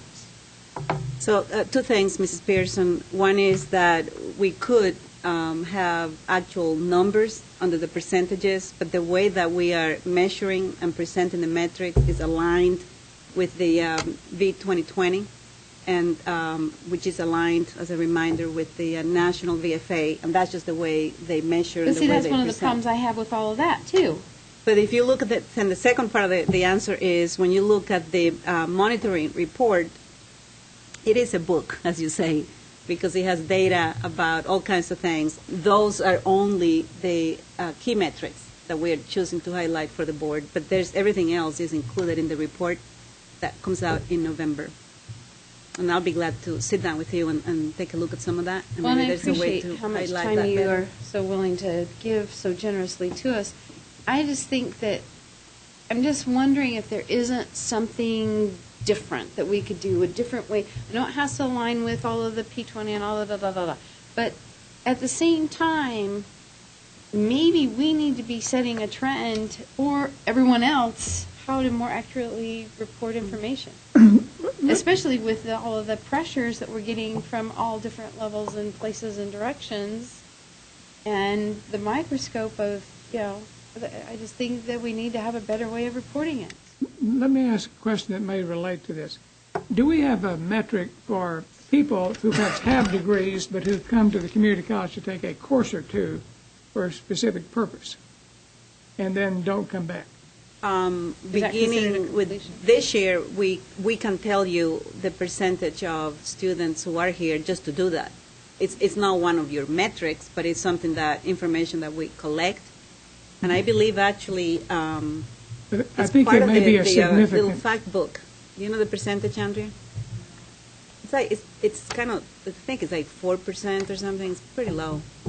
But we collect it and we present it. It's just not a key metric in the sense that we're defining those that you're looking at right now. But we do have that information now. It's a success completion. Well, but if you look at the last one, the fifth one, I think, percent of students with a transfer intent. Do we have some methodology of finding out what their intent might be? Yes, we do. We ask when they enroll, and we changed the types of questions we ask this last year, so we can tell if you're here, transfer intent, if you are a dual enrollment student, if you are a university student picking up some courses with us, if you're here for workforce development, if you're here to improve your job skills, we can break it down by that. But the students who are there for workforce development and the students who are there for transfer is about equal, isn't it? I think I was actually looking at that this morning. The transfer students is a little higher right now. I think I think it's 40% or 41% are here for workforce. It's a little closer to 50% for the transfer students. Right, guys? Oh, she's looking it up. One of the things I had it in my purse, but I don't know what I did. One of the things, though, that I noticed on the enrollment form was that when it doesn't give a way of breaking down, say, for instance, the specific example I was looking at was someone asking, so what do I check on this enrollment form when it says, it is your intention to transfer to another university, or are you seeking to get a degree? And they were only wanting to get one class to transfer that they needed from what we offered for a degree they were already involved in. And there wasn't that option. And so I was kind of like, I hope that doesn't mess up our numbers of completion or whatever for you to be doing this. You're right. There wasn't one in the past. Now there is a question that's very specific about you are a university student just taking some courses here to complete. Or another community college student. Yeah.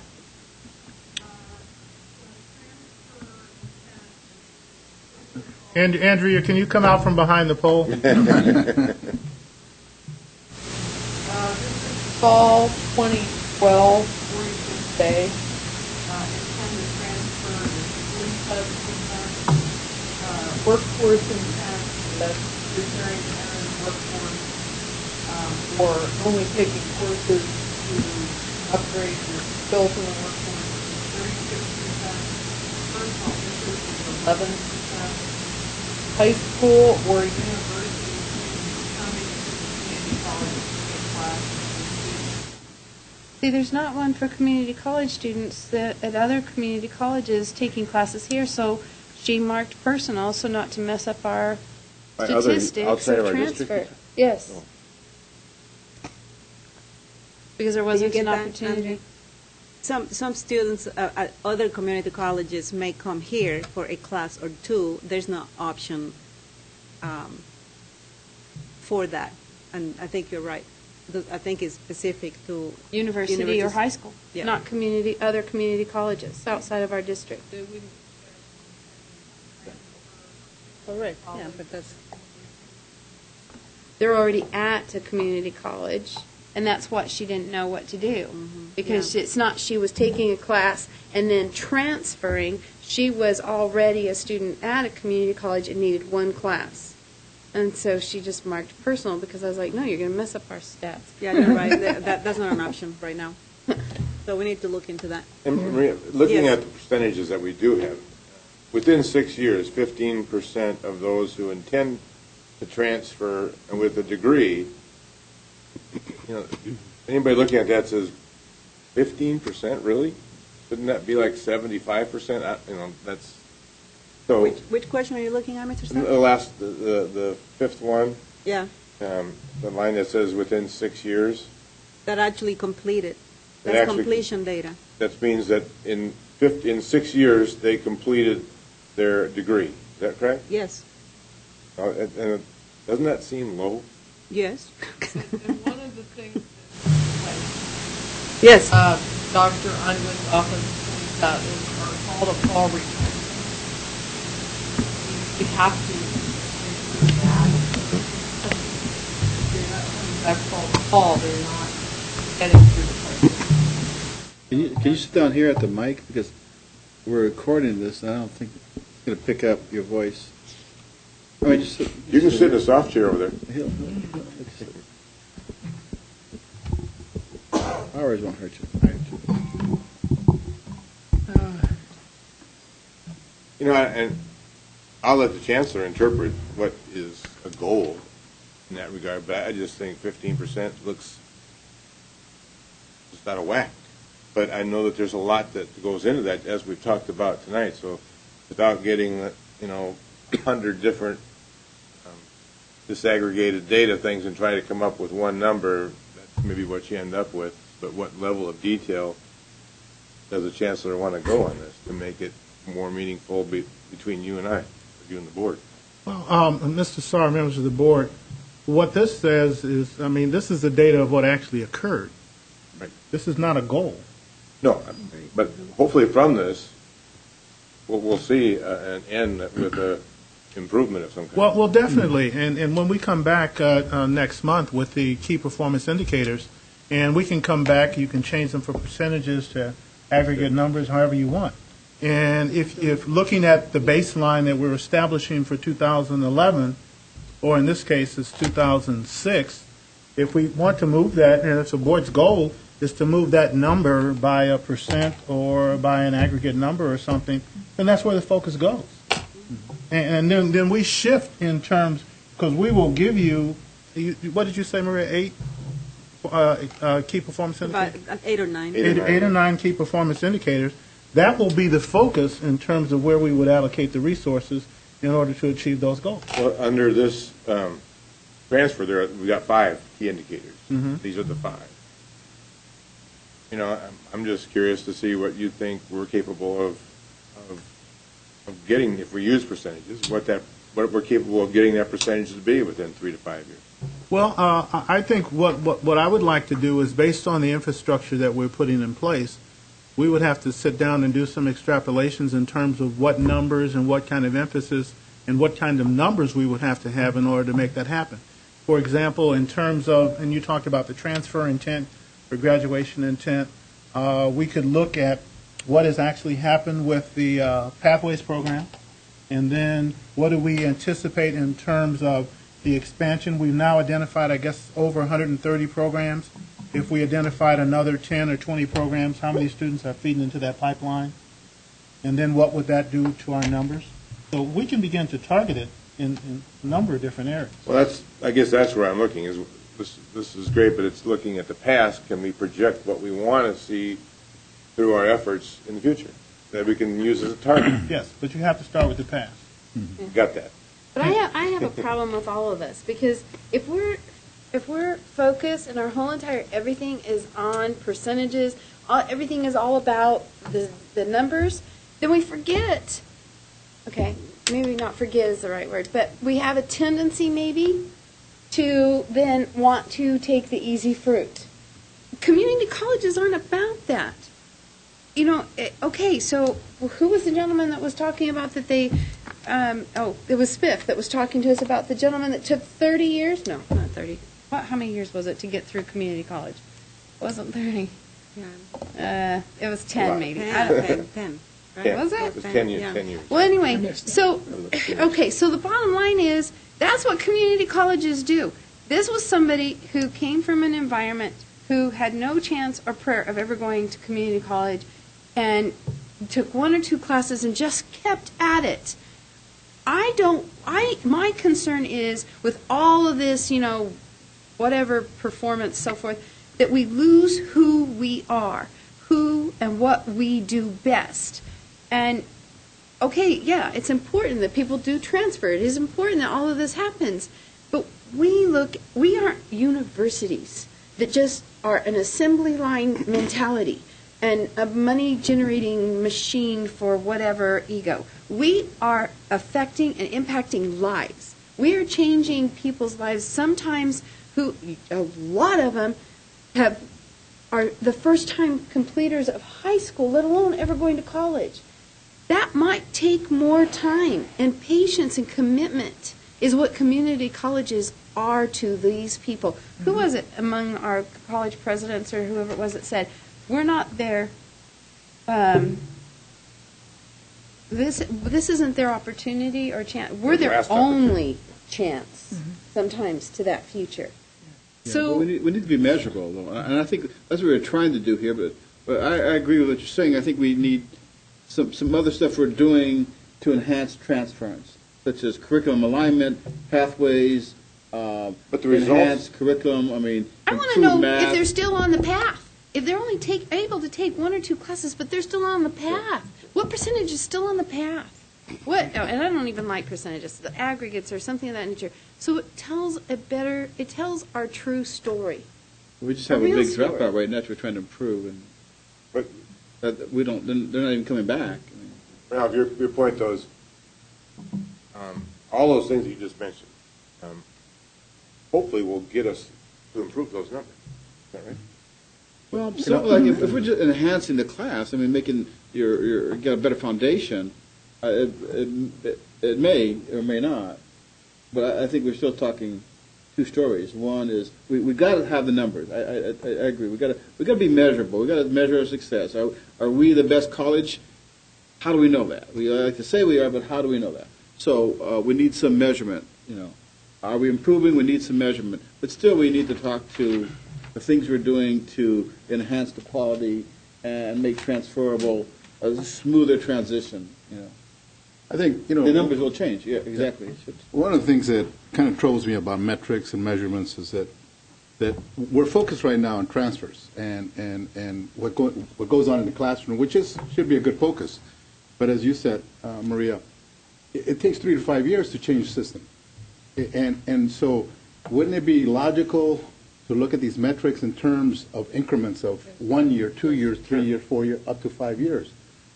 The other part of this is that we're not measuring just the chancellor's performance. We're measuring the whole administrative body. So I'm talking about we should have an ability to put metrics in place, if we're going to use metrics, that also measure performance college by college, and what's going on that campus. I think there's a need to integrate this with some kind of survey. For instance, and what Ms. Pearson said about, how we're producing these students. Well, we're producing some students that come in and take 12 hours, 18 hours, but they're headed for a good job with a local company, And we should be able to survey those companies to see if we're producing the kind of employees that they want, whether we're performing at that level, not just the transfer students. So there's a mixture here of a number of things that we got to do. The trends are real important, but I do believe that with respect to coming up with a metric for enrollment, which is, I think, critical, is that has to be tied also to the graduation rates from high schools. Somehow or other tie that to that. Because if we're not getting our fair share of those high school graduates, where are they going? University of Phoenix, University of Ottawa, maybe another one. And also public safety. We talk about, increasing public safety funding. Well, there ought to be a metric for public safety. Number of incidents that they've addressed on each campus or things that have popped up. So I think the whole metric system, but going back to my original point, I think you need to structure this in terms of a 3 to 5 year plan, not just a 1 year, what's going to go on tomorrow. They do that. Yeah. And you're right. But is that what we have planned to do? That's what we're planning. And Okay. you used a critical word that is incremental, because that's what we need to provide you. Sure. It cannot be 50% increase or even 20% increase. We need to look at what's feasible and how can we move that needle. The other thing that I'll remind us is we are open door institution, and we get students with all kinds of levels of preparation and readiness and needs and all kinds of things. And some, in many cases, even when we have the best of intentions and we may have the best program in place, we can't help everybody at the same rate. So going back to your point, Mrs. Pearson, is that's what we do as community colleges. So it's a little harder for us because we don't have admissions requirements to move that needle. That student in the classroom also, it's just not a matter of isolating that instructor with that. He gets support. Correct. We're talking about IT. IT is going to be very critical. So how do we come up with a measure or a metric that measures our success in terms of IT? I think it's important to apply metrics beyond that. Employee morale, we just finished discussing the policy manual, and we've spent length that and addressed the issue of employee morale. Should that be subject to a metric? Because, in terms of how do we measure employee morale, that's important because those employees that are out there are supporting the classroom and what goes on in the classroom. Well, it's our constitutional statutory responsibility as board members. I would like to reframe the question if we could. Part of our agenda tonight is to look at the Chancellor's limitations. And it's important for the Chancellor. What the Chancellor is going to try to do is to put together a program for annual evaluation. But we need to get through these for him to be able to do that. Could we take a look at the 2.0 through 2.9? You mentioned limitations, and Ben, you brought up the public safety officer thing. If you look at our limitations, there's a group that talks about keeping things safe on campuses. That's a limitation in which the Chancellor needs to work within. The wording that we have and his interpretations are the actual verbiage.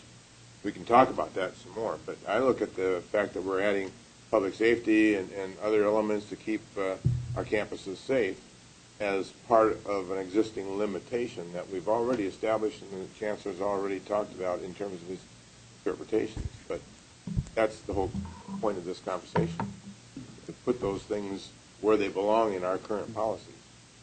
It's going to be a bear to come up with a metric system, but I'm sure that Maria can come up with it. I don't know that one's Maria's. Yeah. I don't think That's the public Chancellor's. safety. Let's don't dump everything on her. Mr. Starr, members of the board, can I ask you to elaborate on that a little bit? Are you asking us to come back and map each of the limitations and interpretations that are in 2.0 to under one or more of the board outcomes? No. The outcomes are where we want to go. The limitations are what you have to work within based on what we've established the criteria for to get to those four outcomes. Example is I don't know, if you can find the one that talks about safety. Public safety, this is the one. It's one of the limitations. I don't remember which one it is for sure. Public, there it is. The only problem I have with all of this, Carver, because as I've said before, Carver's not my god, so I'm not totally, all that. But the bottom line is, statutorily, we have obligations and responsibilities that aren't very big. There aren't a whole lot of them. They are basically monies that are spent, budget, so forth and so on. Employment, employees, and hiring and firing a chancellor. So, to me, that's all of this kind of fits under the measuring the chancellor. Yes. But also then embedded in here is like things having to do with employees instead of having the priority that needs to be based on our statutory that is equal to hiring and firing the chancellor. It isn't subset to anything under that. I just kind of feel like sometimes we lose perspective in the way that we've got this out. Well, maybe so, but I look at the interpretation that the Chancellor's put together here. It says I interpret this policy to mean that the district will maintain a set of general orders governing the practice and operations of public safety, and that professional standards of public safety as defined by AZ Post and district general orders we maintain. Compliance, this is the measurable part of it. That's the limitation. Compliance will be demonstrated when a current set of public safety manuals accessible to all public safety staff, college So you're presidents. wanting a metrics for that measurable part right there? This isn't, limitations don't have metrics. Well, that's what. Limitations are just. Well, that's not a question I feel the Chancellor's asking. Are you wanting these? Well, if that's the case, I would say no. His interpretations just define that fence in which he operates to get to our four outcomes, or subsets of those four outcomes. But if you read, his compliance, that's what we're holding him accountable for in terms of public safety. If we want to modify that, or if he wants to change his interpretations, it's a dynamic document. We just don't want to make changes in the middle of the game so that you can hold him accountable for something he wasn't. But the interpretation is based on the limitation. Yes. Mm-hmm. Right. And so you would need to change the limitation, which with those three areas, having compliance with AZ Post and necessary safety standards and training is my interpretation of that. If you want a different interpretation that ties to the outcomes, and we need to, a different, Chancellor interpretations, and we need to change the language that's on the limitation itself. And this is one that I don't see any need to change. If I was going to make changes, they would probably be in the area of student staff issues. Well, but Let's then go we back. need to go back to what Mr. Miranda was asking or saying about the safety and needing to be able to measure it. Help us understand then what are we needing to measure? I how? think Dana answered it when he said this is the portion that falls under limitation. I'm satisfied that'll address that. Well, I still just need just a little clarification, because I thought I heard Mr. Starr try and tie the limitation and the interpretation back to the outcomes. And if that's not what you were trying to do. That's not. No. Like I said, we're here for the outcomes. Okay. That's why the district exists. We've established the four outcomes that we want to focus everything on. The limitations are only there to allow you to understand how far you can go to get that accomplished. You can't go outside of those limitations. Right, that's my fence. That's your fence. Mm-hmm. And those 12 different specific limitations are the only 12 we have. And you've interpreted each of those 12. We just have to make sure that we're comfortable that that's the proper fence we want to establish. Yes, let's look at those. Look at 2.0, general chancellor constraint. Anybody have a problem with that? Well, look at his compliance will be demonstrated when 90% of all employees. Okay, now, wait. Guys, we need to have some direction here. We look at the interpretations after we look at the limitations. Let's do all right. Let's do the limitations, and then we can follow up on a subsequent meeting on the other. General chancellor constraint. Anybody have a problem with them? The Chancellor shall not cause or allow any practice, activity, decision, or organizational circumstances that are unlawful, imprudent, or in violation of commonly accepted higher education, business, and professional ethics and practices. He's interpreted that. Yes. Yes, but let's go through the limitations, and then we go through the others. They're two separate items. Treatment of students.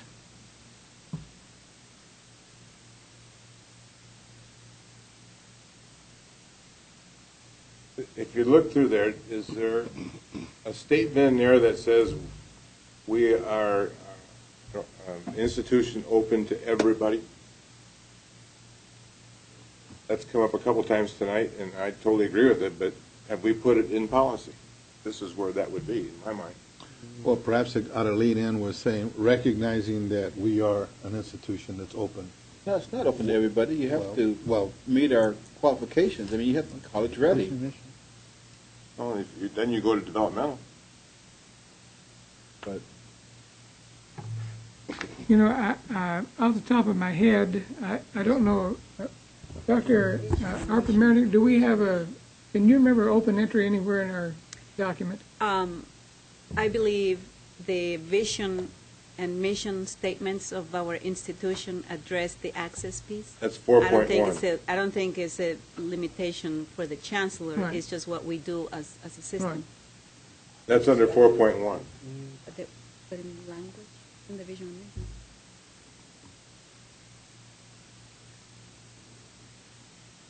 Okay. Go down further, Tina.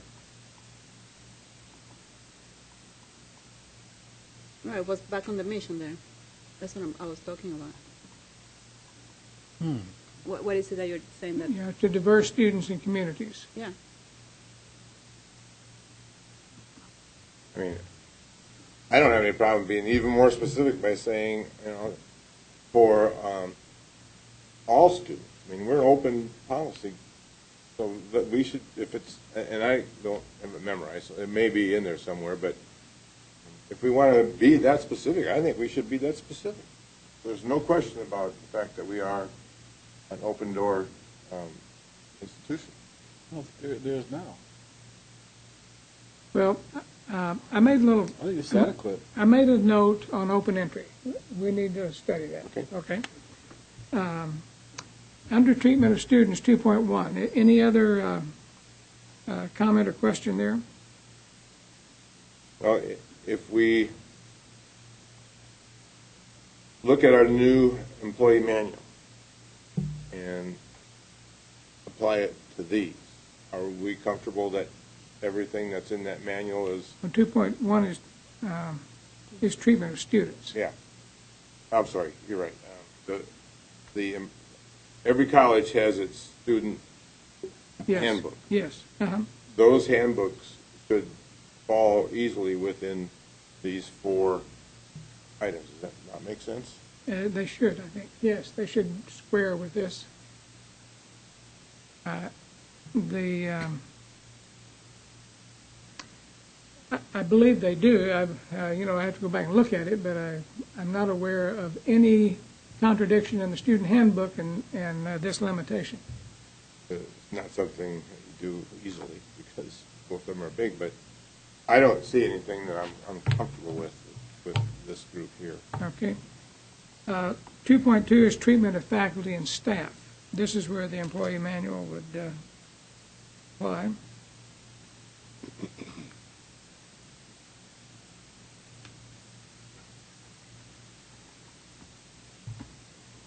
There's a lot of stuff in here. You can't get it all on one page, I don't think, Tina, can you? Not unless I shrink it down. No, it doesn't. You can't read it, but how far down does it go? Just right there. Yeah, there's 5 different. And it's important that we understand it, but it's just as important for staff to understand it. Exactly, and I think we have employee input on this. Yes. Do we have? Do we have? Yeah. Employees participate in developing the employee manual. for No, example. but I mean these policies. This is different, though. Oh. This is on the, I understand the policy, they were afforded that opportunity, but it just seems like, as you said, Dana, if it's that, I mean, this is a condensed version of something that covers a lot of areas, and I'm sure that either staff and faculty would be. Are you? I'm not sure what I'm hearing. Are you saying that employee groups should participate with the board to develop this limitation? No, his question was, did they? First of all, I don't know the answer to that.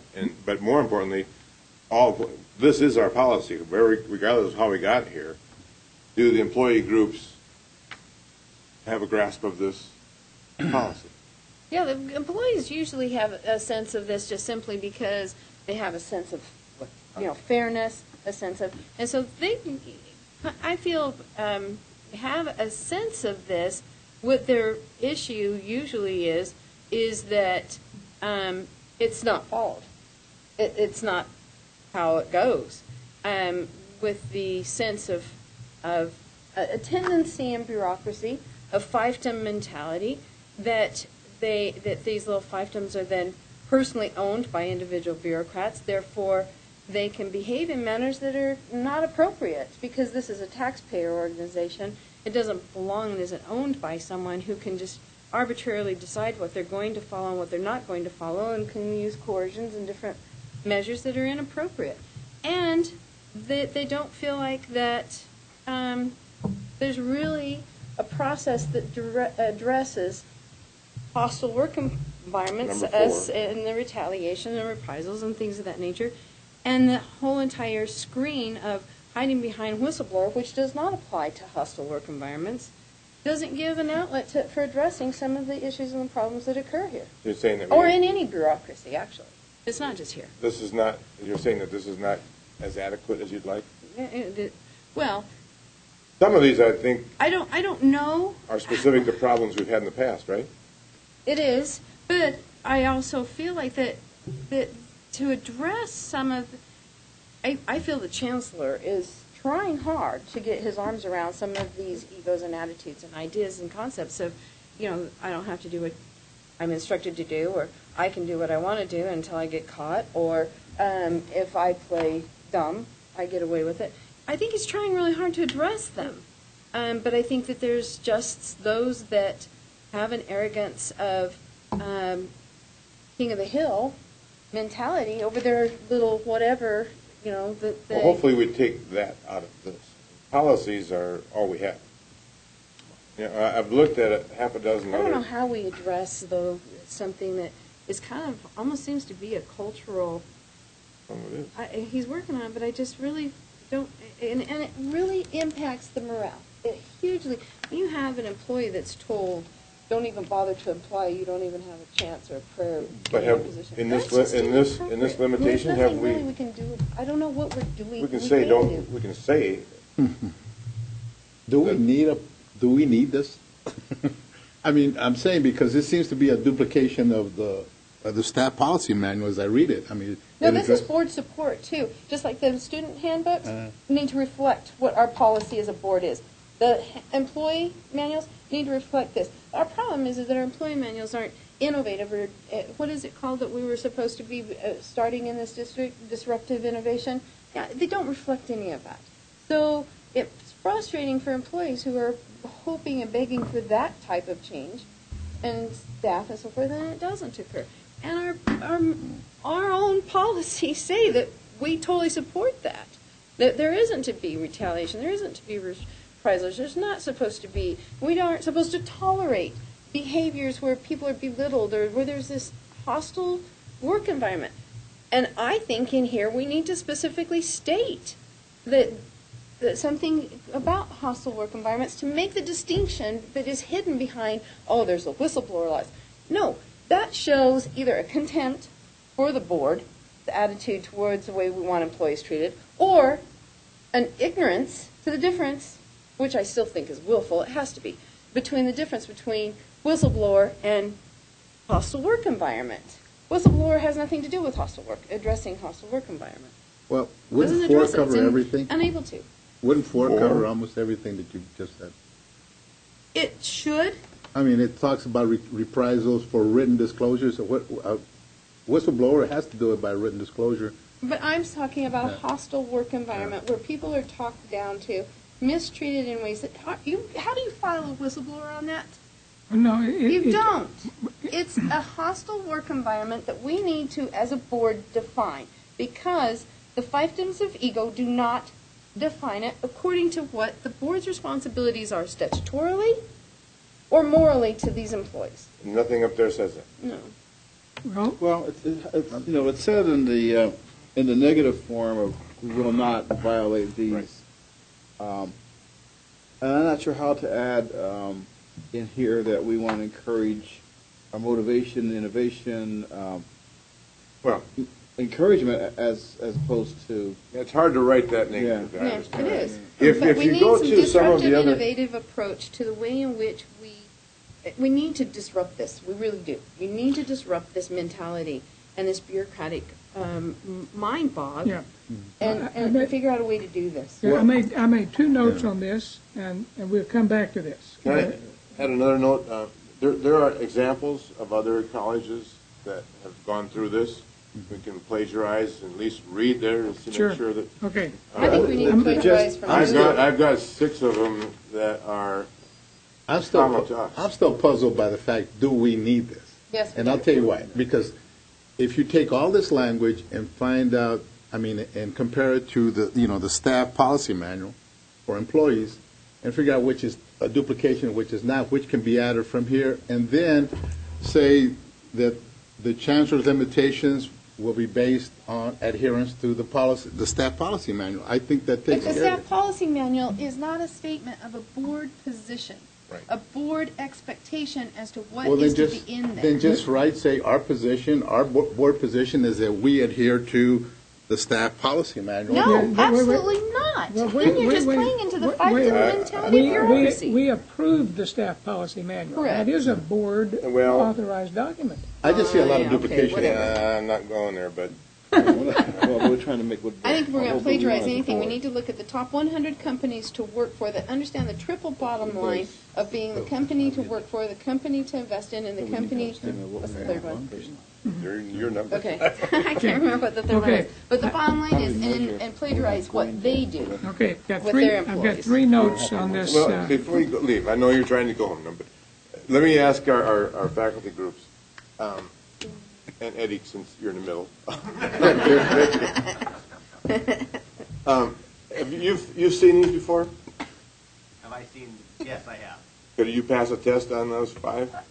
I would venture to say I could. Okay, good. Anything that you think our policies should include that these don't? Our policies, not the employee policy manual, but our overall arching policy that we hold the Chancellor to. I would say that what you have here pretty much covers the gamut, but I also understand what Board Member Pearson is saying, because what we're doing here, which I think is the nature of the document, is we're putting down limitations. Right. We're not stating positive, we ought to respect people. I mean, I guess we Well, could say we should not disrespect people. Oh, Sorry. in the Chancellor's interpretations, there's the positive. This is a limitation, the Chancellor replies in the positive. Okay, I want to hear what Mr. Yeah. Jenner has to say. So to the extent that these are limitations and these are what are things that are verboten, you don't put that positive in. I'd be more interested in seeing whether the limitations, or the interpretation rather, which, by the way, I could not pass a test on, reflected the kinds of concerns that Ms. Pearson's raising, because I think they are important. But why would they if it's not stated here for him to address? He can only address what we state. Sure. In my interpretation, because these are just outer boundaries, the Chancellor is in fact free to develop a positive interpretation about the way we value employees, just so long as it's not against one of those 5. Well, I still think that for him to be able to say this is his interpretation of a hostile work environment versus a whistleblower issue, Sure. it needs to be in there. Well, I just don't know if it's, in my view only, obviously, I don't know that it needs to be a limitation so much as it needs to be part of what the Chancellor says he's going to do with the freedom he is given within these limitations. And I respectfully disagree, but I understand what you're saying, and I appreciate it and the reasoning behind it, but I respectfully disagree. We asked your opinion, and then we disagree. We get it. Why not just put a sentence in here that says the Chancellor will discourage or will not permit, to the extent that he has the power to do so. But should we add in here, if we're going to add, and I'm Hostile only working going by what environment. other colleges and businesses have done with this, there's nothing in here that talks about fair compensation. Okay. I'm using that as a broad-based term. Well, that's covered by state and federal laws. Well, it might be, but can we, Yeah. we have our own that's maybe beyond what the state says? I mean, fair labor practices are one thing, but fair compensation within the district. Define fair. Well, that's That's his his job. interpretation. It is. Yeah, I seriously. agree. And that's why I want to put in and feel very strongly, because of the problem that is so strongly rooted in hostile attitudes and demeanor and behavior and conduct towards fellow employees or employees that are underneath or whatever, then needs to state. So then we get an interpretation as to what and how you define the differences. I mean, when we as a board are told that hostile work environments are addressed through whistleblower law, I mean, either we're expected to play dumb or we are. I mean, that is just not accurate. And so you go back to this and then you go back to those comments and it's like, and limitations, and it's like, where can we get the disruptive innovation needed to change this culture and this acceptance of this kind of behavior? And it has to be right here. Okay, I made a little note about that, and we'll come back to that. On 2.3, interactions with public, other constituents.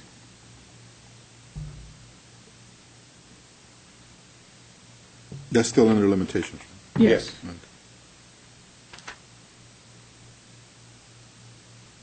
Yeah, I can say that language is in every policy thing I've looked at. Yeah. That's good. Okay. Makes sense. 2.4, financial conditions and activities. This is a big one, long one, I should say. And I can say that all but a couple of these, and those couple were put in here because we had issues down the road or past times. These are standard as well. Okay, no one has a problem with any of these? Well, it takes a while to read this. Oh. Well, but you should have already read it. I did. But I have a child. Please. Okay. But it's mostly fiscal responsibility. Yeah, Yes. And I think, I mean, looks good. okay, we'll get into the interpretations at another time. Yeah. 2.5, asset protection. Same thing. Anybody not read this? I did, Deborah. I read that. You what? I read it. Thank you. So, Deborah, could you pass the test? Not at this hour. That's a hostile Any remark. comment on asset protection? I think with it just stating about how the laws of the state of Arizona gun. And the main reason we've had all of this problem is because of somebody that wanted to stir up a bunch of stuff. Go to 9. That's Well, wait a minute. We've got 2.6 is next. Financial planning and budgeting. well, but wait. Go back to. I'm going to bring a child I know, to but you. this last one. 9G. Purchases described below. Are those still relevant? Well, you asked a question earlier about whether IT, or I guess, or whether it was going to be all in the bidding process. Does that cover it? No. Right, Deborah? I'm thinking that's facility. Are you suggesting that the figure should be higher? I don't know. Let's have that discussion. Well, what's your interest? Well, it is $250,000 came up. We came up with that somehow. My question is, how did we come up with that number? And secondly, in today's world, I don't know that we want to get into it.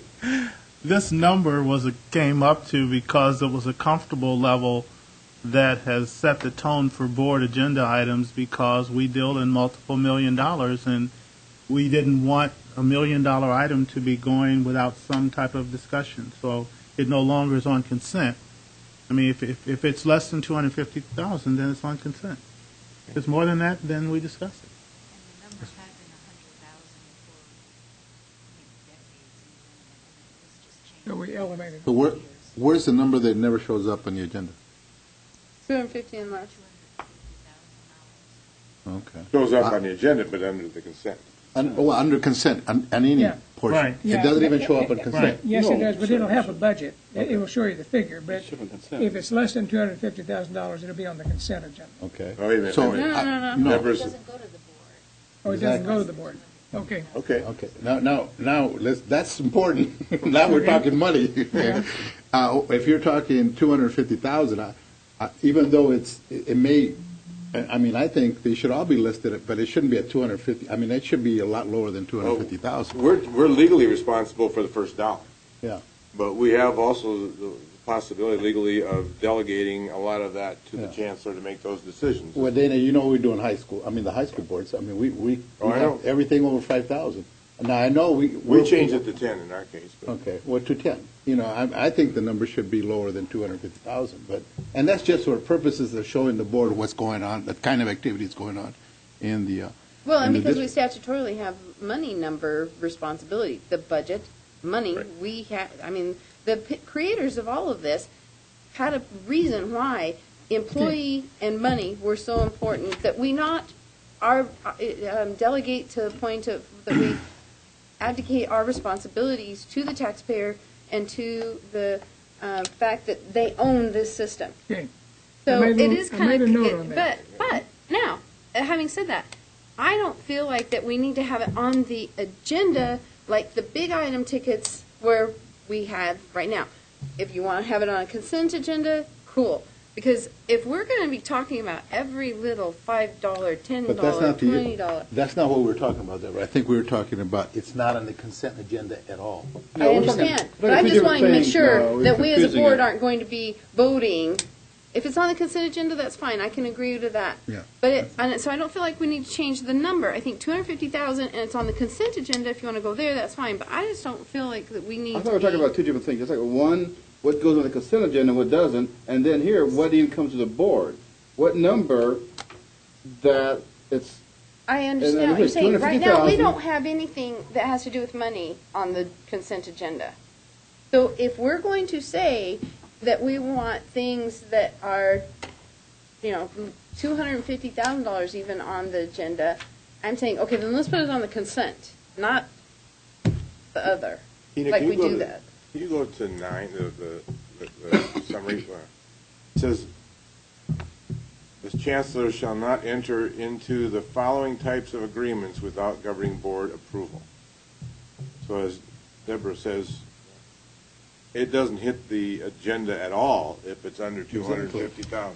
Right? And I'm astounded. I never knew that. I mean, to tell you the truth, I never. I mean, for a board member not to know an expenditure of $200,000. I mean, that's. But look, on our tonight we voted on First Things First Early Childhood Oral Health Program on the consent agenda. It's $111,763. It really didn't even need to be there, right? It does appear. Yeah. That's a grant.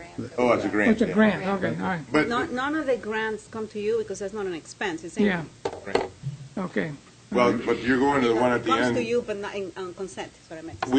We approved the performing arts enhancements to Glendale, Yes. and they were for more than $250,000. So that made it to our agenda. Now we could put that on the consent agenda. I know. I guess the question to be asked is really, if an expenditure is below 250,000, shouldn't we at least provide a list of that, attach it, whether it's on the consent agenda or at least for the board to be. How low do you go? Well, I mean, go to 50,000. Okay. Why 50? I'm 50? not asking. If I can ask the question, why 50? What's the Well, the I'm just dollar saying because of the size of the budget. When I compare it to, Phoenix Union has a budget of $220 million a year, and if on a proportional basis, that's what I'm basing it on. Is that if we are required to have every expenditure over 5,000, I haven't figured out the math here, but proportionally, that's where I would pick 50,000 because I think it compares to that. Okay, I have notes on this, so we'll come back We're to this. counting on you. Okay, all right. All right. 2.6, financial planning and budgeting.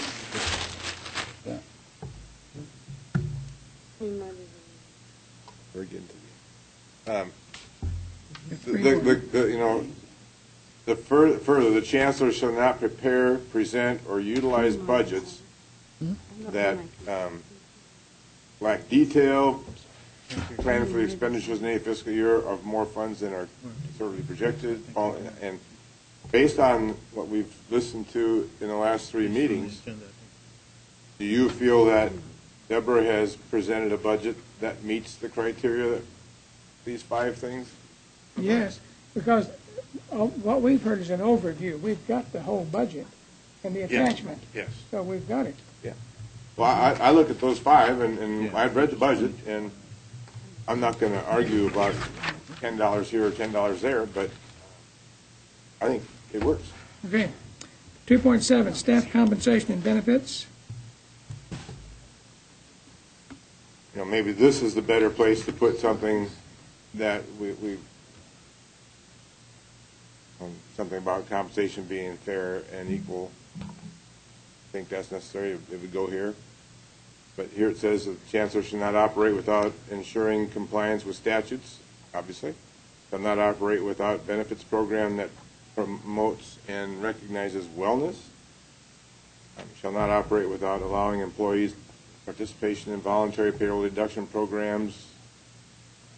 But that's it. I'll go back to Eddie. Is that adequate? From a board standpoint? Yeah, put them on the line. Again, just my opinion is, I think that's very good. Talking about your issue regarding the fairness of wages. Are you suggesting, aside from the law and whatnot that Mr. Miranda pointed out, are you suggesting like market fairness as part of competitiveness? Competitiveness, that indeed could be an appropriate place for that in my view. Keeping in mind that in the end the Chancellor interprets it. Okay. Now, number one up there relates to tuition waivers, right? Is that right? Just tuition waivers. It doesn't talk about compensation for staff. Right. Okay. Well, it probably goes back to an issue we had down the past. well, but the idea of compensation comes in the opening statement. Yes. Shall not cause jeopardy to the district's fiscal integrity or public image in determining compensation and benefits for employees, consultants, and contract workers. Allow jeopardy, not equality or competitiveness. If we want to talk about that, that's something that could be added there to if the board feels that those are to competitiveness and other adjectives. And is it Eddie? I mean, is it Eddie? Yes, sir. To deal with, I think, the issue of fairness in terms of compensation, how does that square with that wording up there for you in terms of, I don't know if it happens in the district, but occasionally you may have an employee complain, well, I got skipped over for someone and I shouldn't have. And I've been here 5 years more than this ex-employee. Does that take care of that, or, They'll never take care of that. Well, the interpretation has to come into this as well. Yeah. But fairness and competitiveness, in my mind, are not part of that. Let them finish this. Right? Yeah, in my view, I wouldn't read that to include competitive wages as a sense of fairness. In terms of Mr. Miranda's question, I don't believe that addresses things like getting skipped over for a position at all. And maybe it shouldn't, I'm not saying that, maybe it shouldn't, I'm just, Maybe there's another place for that, which may already exist. Yeah. But another thing around fairness, just to give an example, you may recall 2 years ago the faculty brought forward the issue of salary inversion. Yes. Because there's a good point. fairness issue. Because of the lack of steps due to the fiscal environment, we're bringing people in at a higher step with equal or less experience than people who are already in the system. And that was creating the earlier morale question as well. All of that kind of. But having said that, our current policy really doesn't address that. Not on my reading. Yeah. I join you in that. Okay. At this moment. Okay. I've got notes on this one. Number 2.8, communication and counsel to the board.